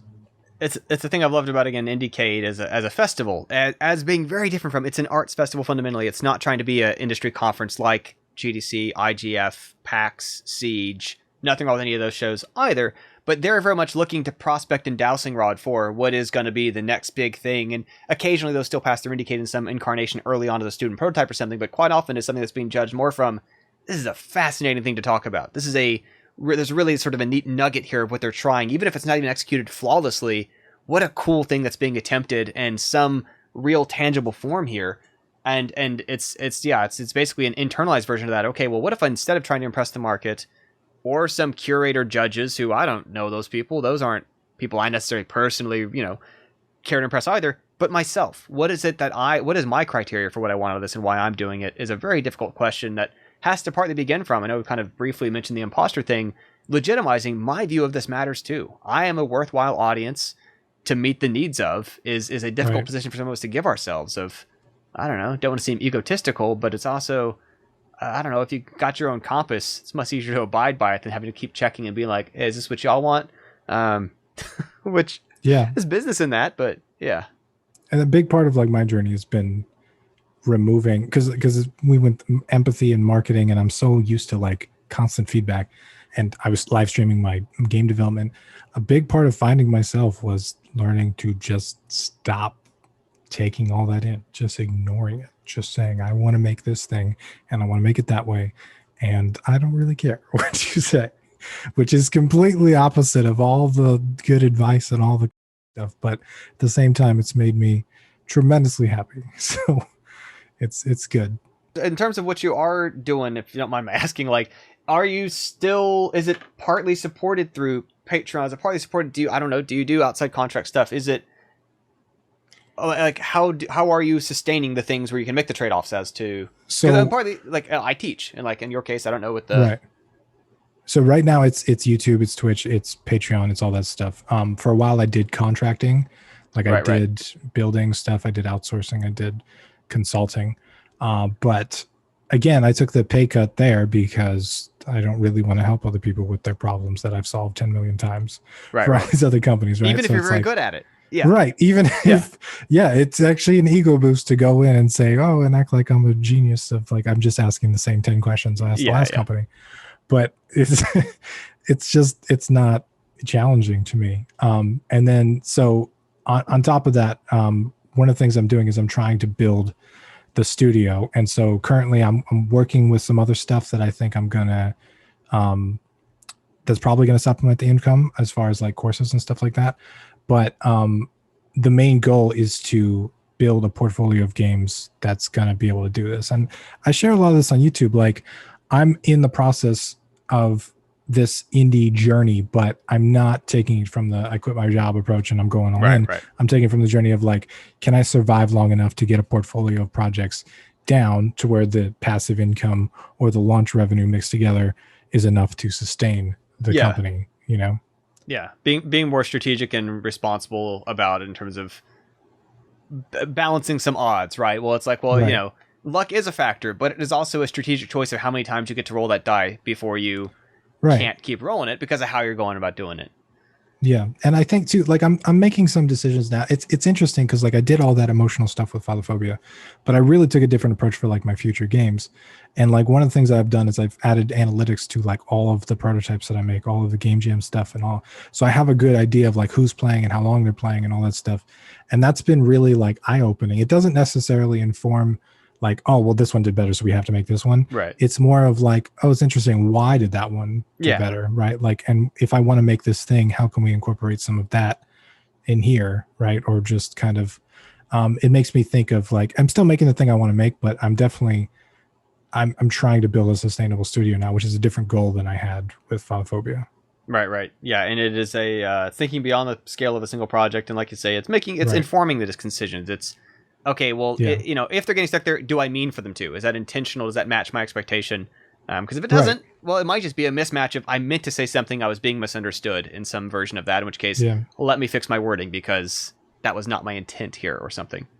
I'm also trying to like play to my strengths a little bit. And like one of the things I realized is I'm pretty good at design and the empathy part of it. But like me being the bottleneck to a lot of the programming without many, I don't have like programmers on staff and stuff like that, which I would like to get. But it's like technological stuff takes a long time to build technology. So like the other thing I'm working on, this is the first prototype of like card game that I'm working on, stuff like that. Which we're doing a Kickstarter soon in April to get these printed because this game is but this is like a side project that just happened. I was playing with my girlfriend back and forth. I just started drawing on cards and we're making stuff. And then suddenly the design was super clear. And I'm like, this needs to be a thing. So even that wasn't really like planned. I would never planned on making a card game. It was just kind of, I was in the middle of burnout and stuff too. So I didn't want to touch a computer. So it just kind of naturally came about. But like, I think there's a lot of stuff like that, right? Where you can kind of follow your internal monologue and it kind of will guide you where you need to. At least mine. Maybe I'm just spend too much time alone. I start hearing voices. Creating a space for it and letting yourself get bored is a thing not worth overstating the importance of, because otherwise you can very easily fill that time and not create a card game because you're just scrolling instead. Cutting out the input has been a huge factor in all this, because I really started to like learn my own voice and really understand what I want. Like even it was stupid things like when I was streaming every day, like people they form a collective opinion, right? And then they restate that opinion every day. And then every day when you go on, you get the same opinion. Then you're like, is this my opinion or is this their opinion? Right. But it's sitting there. So like just cutting off the input. And like I went off YouTube for 6 months.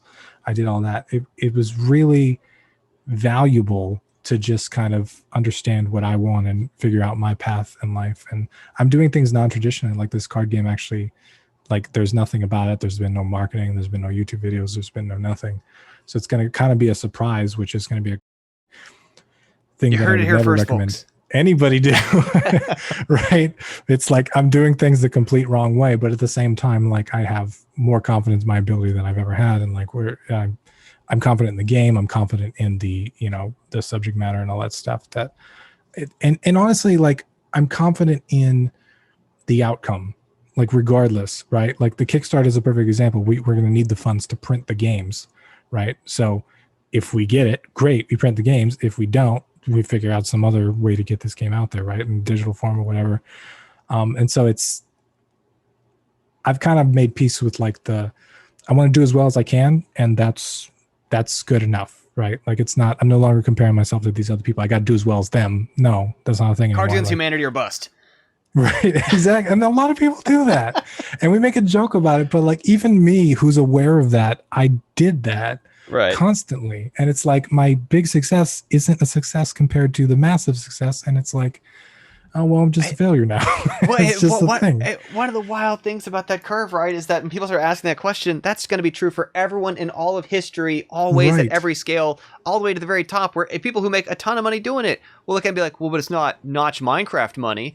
And then like whoever's like made just incredible sums of money will be like, well, but it's not Rockefeller money. And like, it's that classic problem of the person who's in like the Lambo is more jealous of the person in like the $300,000 Lambo that's more expensive than their Lambo than the person who just like it gave up on that race. And they're like, I got a 2007 used car. It's fine. I get point A to point B. It's just, just not playing that comparison game. But even in Court and Paper, I can't recall if I'd share the story that I got a friend who had a Kickstarter that was not successful or it didn't fund. And he stresses, no, it was successful because the point was to inform should he bother to manufacture it. And the answer was no. Great. He can move on with his life and do other stuff and not make the mistake of doing something he shouldn't have done. Yeah. That was, the experience of times finds the negative. Good. I see it the same way. Like it's the market wants or the market doesn't. And either way, like I'm happy of this thing I made. If this is the only prototype that ever gets made, honestly, I'm really proud of doing this. Right. And I got to make it with my girlfriend. It's been a great experience to kind of like play and prototype and design with another person. And it's, I think coming to terms with that and really believing that, not just saying that for some kind of YouTube points, but like, like whatever happens, and we're going to figure it all out like as we go. And just having the confidence in yourself to kind of figure out the path, right, is a big step, at least for me. Yeah. And also, that adding card game design to your mental tool set is a thing, obviously intersects to digital game design too for the future. Handy thing to have a background and having done some stuff with. Every now and then we get some sort of person who has a successful release that is sort of a combination of 7 earlier things that they've done, any given one of which maybe wasn't as big on the Richter scale, but they sort of added up and they were able to click these pieces together because second, third draft mentality for any of that stuff opened up possibilities that before were not adjacent to what they had done before. And that's how I feel about this game. This game came together so quickly, and it is literally a combination of like 12 prototypes that like were all trash, and like all my experience in strategy design and the 2 years I spent really understanding game design because I had to procedurally generate these levels, right? And you have to really understand why you should generate walls right here because it's more fun in the corridors and stuff like that, right? Like, it's a combination of like everything that I love and everything that I've learned. And it's really, it excites me for the future of game dev because like it started out as like I just need to get this thing out, but now it's like, oh, when you make 30 plus games and you do all this and you learn all this design stuff comes together more easily, right? And you have all these pools of knowledge that you can pull from, and you have this bigger understanding of the bigger picture, and it's like, you just get better at it, like anything you practice at, right? Like it's cool to see it happen. And to that point of again the very small incremental cost. Many years ago, one of my earliest connections I made just going to these conference things was the guy who later on made Secret Hitler. It was one of the co-creators or whatever of that board game. And his background was in digital games. And is partly, I was talking to him one year, he was talking about how he had made digital games because they're so easy to share and distribute. And then he realized like printing on cardboard and shipping that's not that expensive either anymore. Those are increasingly pretty well solved problems in a way you can factor into Kickstarter plans and otherwise as to businesses specialize in delivering exactly this, competing with each other for your business to be the one to ship your card game, your board game, your whatever.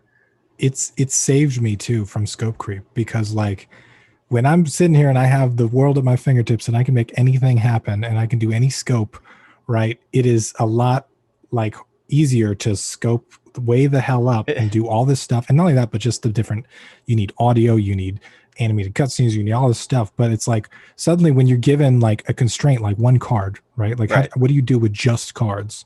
Like how can you do that? Your design has to be so much cleaner, right? Like you can't hide stuff behind these RNG systems mechanically in the background that are going to make everything look beautiful, right? It has to be easy to understand or like it gets cut. Right. Like there's a dozen cards here that we've cut. They're really good cards and they make a lot of sense in the game, but like they don't either they're slightly complicated to understand, which immediately like unlike a digital game, you can't enforce the rules. Right. Yep. So if they misunderstand the rules, they're playing the wrong way. They're playing a different game than you. That's just boom. But also it's like it's a lot easier to iterate because it's like, well, what happens if this happens? Well, let's just add this rule. Boom. Then you just play and you just play with that new rule. And it's been a faster, more fun way to iterate, I think. And I think a lot of the prototypes I make in the future are probably going to be paper first, if they can be. Yeah, there's certain types of games that maps very well to, and some others it is a and I want to make turn-based, grid-based strategy games, so those can be paper prototype pretty well. Yeah, but it's kind of funny because it's the opposite side of that earlier thing of like, part of what's cool about when someone's programming games is like, what's possible? Anything. Oh no. Yeah. There are downsides. Yeah, it's a downside as much as an upside. So you're saying if I spend 30 years on one project, I mean, yeah, technically maybe, but again, our own fuel and motivation and the sense of success of releasing a thing are factors too. And that's the other thing is I've been factoring in my attention span, and it's a good 3 to 6 months maybe on a project. Yep. And this project's about 4 months in, and it's complete. And I'm like, oh, this is great. If I can do this over and over again, I'm going to be a happy man. If something exceeds 6 months, I'm just like, okay, I'm kind of done with it. Like, can we pay somebody to finish it or something? Like it's no longer planning on how to coast across that finish line. Yeah, exactly. So it's kind of hacking yourself into productivity in a way. Yeah. Like identifying what you need out of a project and all that. And speaking of, so the Maze Generation games, because I know that's been thing you were doing for, is that out? Is that, what state's that in? The procedural generation. Okay, so there's 3 active projects currently, which again is probably bad advice for most people. But I've got Cypherpunk, which is the procedure generated hacking game. And then I've got Battleborn Tactics, which is a tactics roguelite type of game. Then I have Murder Bunnies, which is the card game. Cypherpunk is currently paused because that was one of those games that ballooned up a little too beyond where I needed it or where I wanted it. So I think that's one of the bigger projects that we're going to work on over the longer term. But Battleborn Tactics is probably set to launch next year, and then Murder Bunnies is the immediate one that's launching Kickstarter in April. And like I said, the game is done, the game is tested, the game is ready to go. So the main challenge there is going to be like the distribution stuff. We'll figure that out with the money. Money solves that kind of problem pretty easily. Right. So yeah, those are the 3, but one of them is currently paused. Like I don't consider it in production mode. I consider it like it's a beautiful vertical slice that we have running. But it's kind of out of scope for what at least me personally alone at a keyboard is capable of. Right on. Nice. Yeah. It's been exciting. Excellent. At the moment, I'm sort of advising about 14 different games, 4 of which haven't pitched yet, but are soon. And this part of what I've been able to enjoy about the fact I've been able to focus my full profession on advising and mentoring and doing it collectively as groups, where any given time, out of the 100+ people that I'm working with, I'm any given week meeting with a handful or fraction or different shuffling group out of them who, because they're all on shared overlapping projects, everyone there is getting supported. They can trust that their teammates can follow through on stuff, but it's such a different structure than when it was something I sort of like did on the side or occasionally tried to mentor 2, 3, 4 people, couldn't serve as many people, or as applied to really understanding their project and stuff. But it's enabled me to kind of work on many things, but increasingly my goal is often how do I keep my name out of the major credits? I want to be buried at the bottom for, special thanks to have assisted in little ways. But are you working on anything privately or? So that's a good question. So yeah, there's any given time. So every now and then I do pitch and lead a project in home team, and that's partly like there's something I want to build. The way to build it happens to be the same way I've been building these for 16+ years, and so I'll do one of those. And we did Time Cannon. That was for me a lot of fun. It was a VR/WebGL. You control time and explode targets, cause chain reactions and change history, and it was a lot of fun to make that. Making a little side-loaded APK for Quest, and then outside of there, doing I think I mentioned earlier briefly, a piece of software that is sort of a game, but really an educational type game that's supposed to help kids learn to code. That's a thing I've been doing. First built for when I was teaching us one day a week for an entire school year up in Malibu several years ago. I'd built a whole bunch of custom educational applications as part of my work. They're very open-ended. They didn't require any grades. It's a very non-traditional curriculum, a little bit Montessori-like, but constructivist kind of things.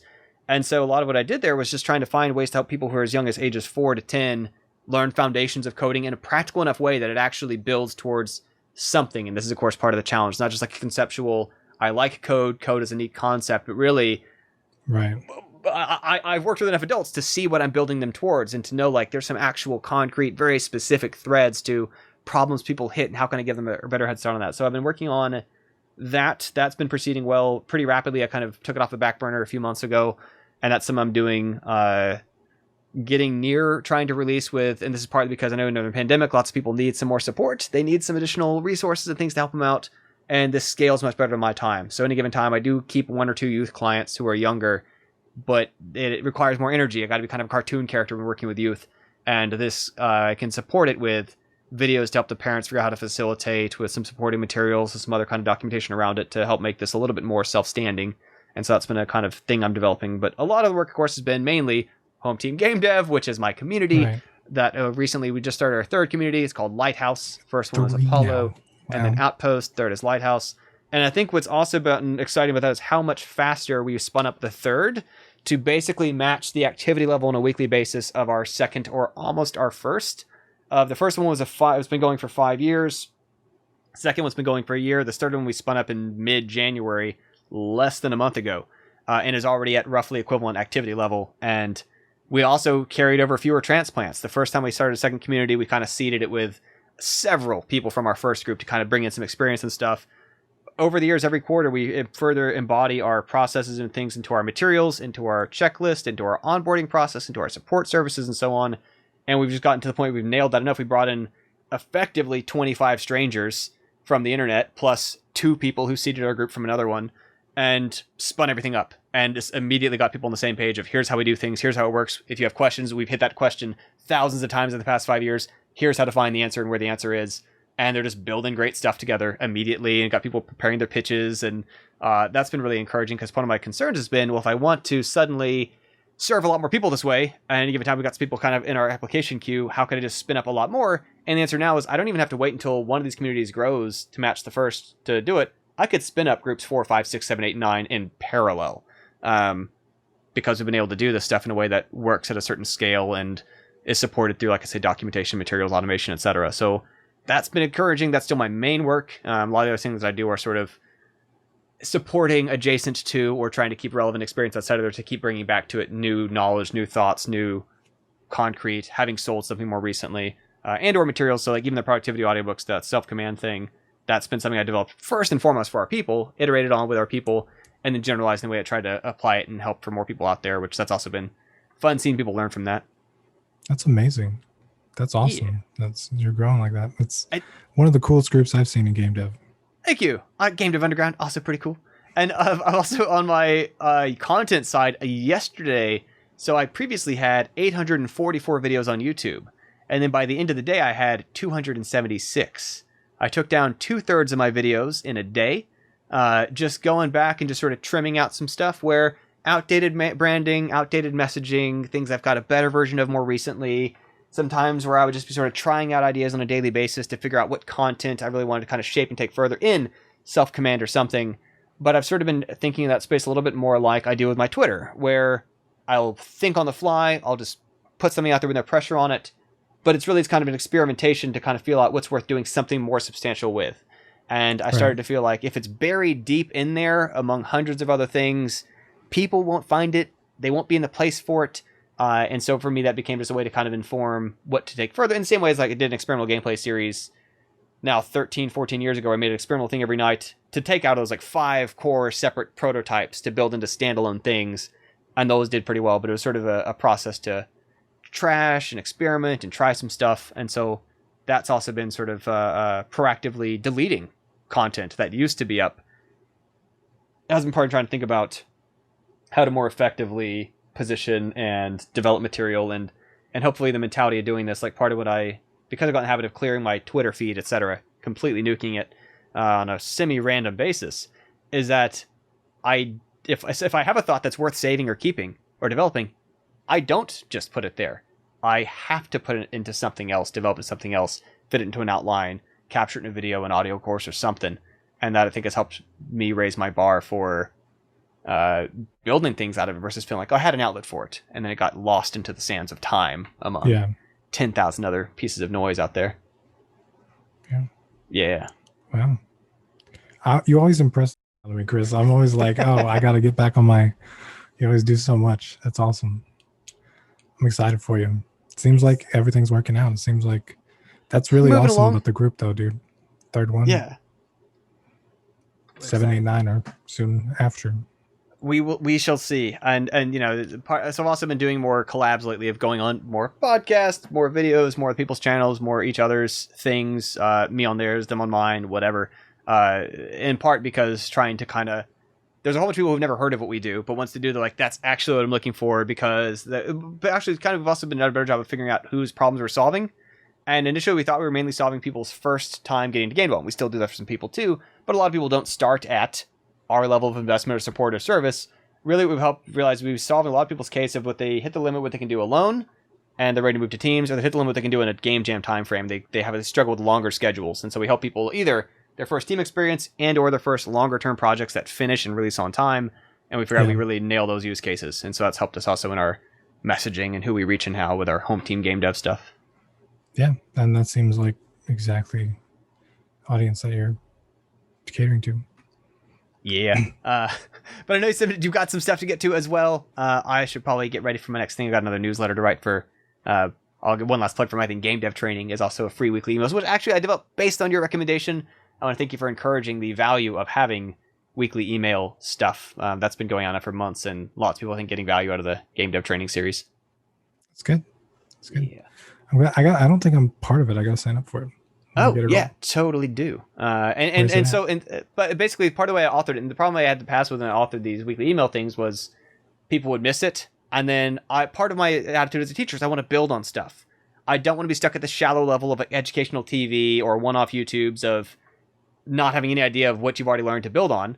And so the way I've authored it is it's set up an automation queue. The first time someone subscribes to Game Dev Training, they get email 1. A week later, they get email 2. A week later, they get email 3. So people are staggered on which ones they're getting, but they're all written in sort of a timeless fashion. So no matter when they jump in there, they're still getting the same lessons in the same order, the same topics. I have some idea of what they've already seen or could have or can go back to the email about. Also has enabled me to go back and iterate or polish on those. If I, after the fact, realize, like, there's a better way I could have phrased that or said that, I go back and I improve the value for everyone who enters that pipeline later.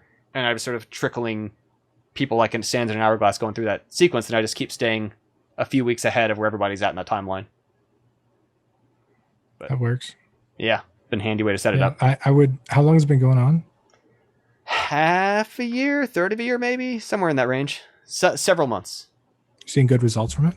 So it's a good question. Good activity of people coming into there steadily from my different things. It's another thing I can point people towards. Sometimes we've also got forums set up on my viral video points people to a video course that has an option to sign up for that thing. My thing on my main site, if someone's considering home team, place they can enter on it. And I think for a lot of people, it's a better point of entry where they weren't familiar with my content already. They weren't familiar with stuff already. A lot of people who join home team have been following my podcast a while, watching my YouTube for a while, reading my blog back in the home team hobby game dev days or whatever.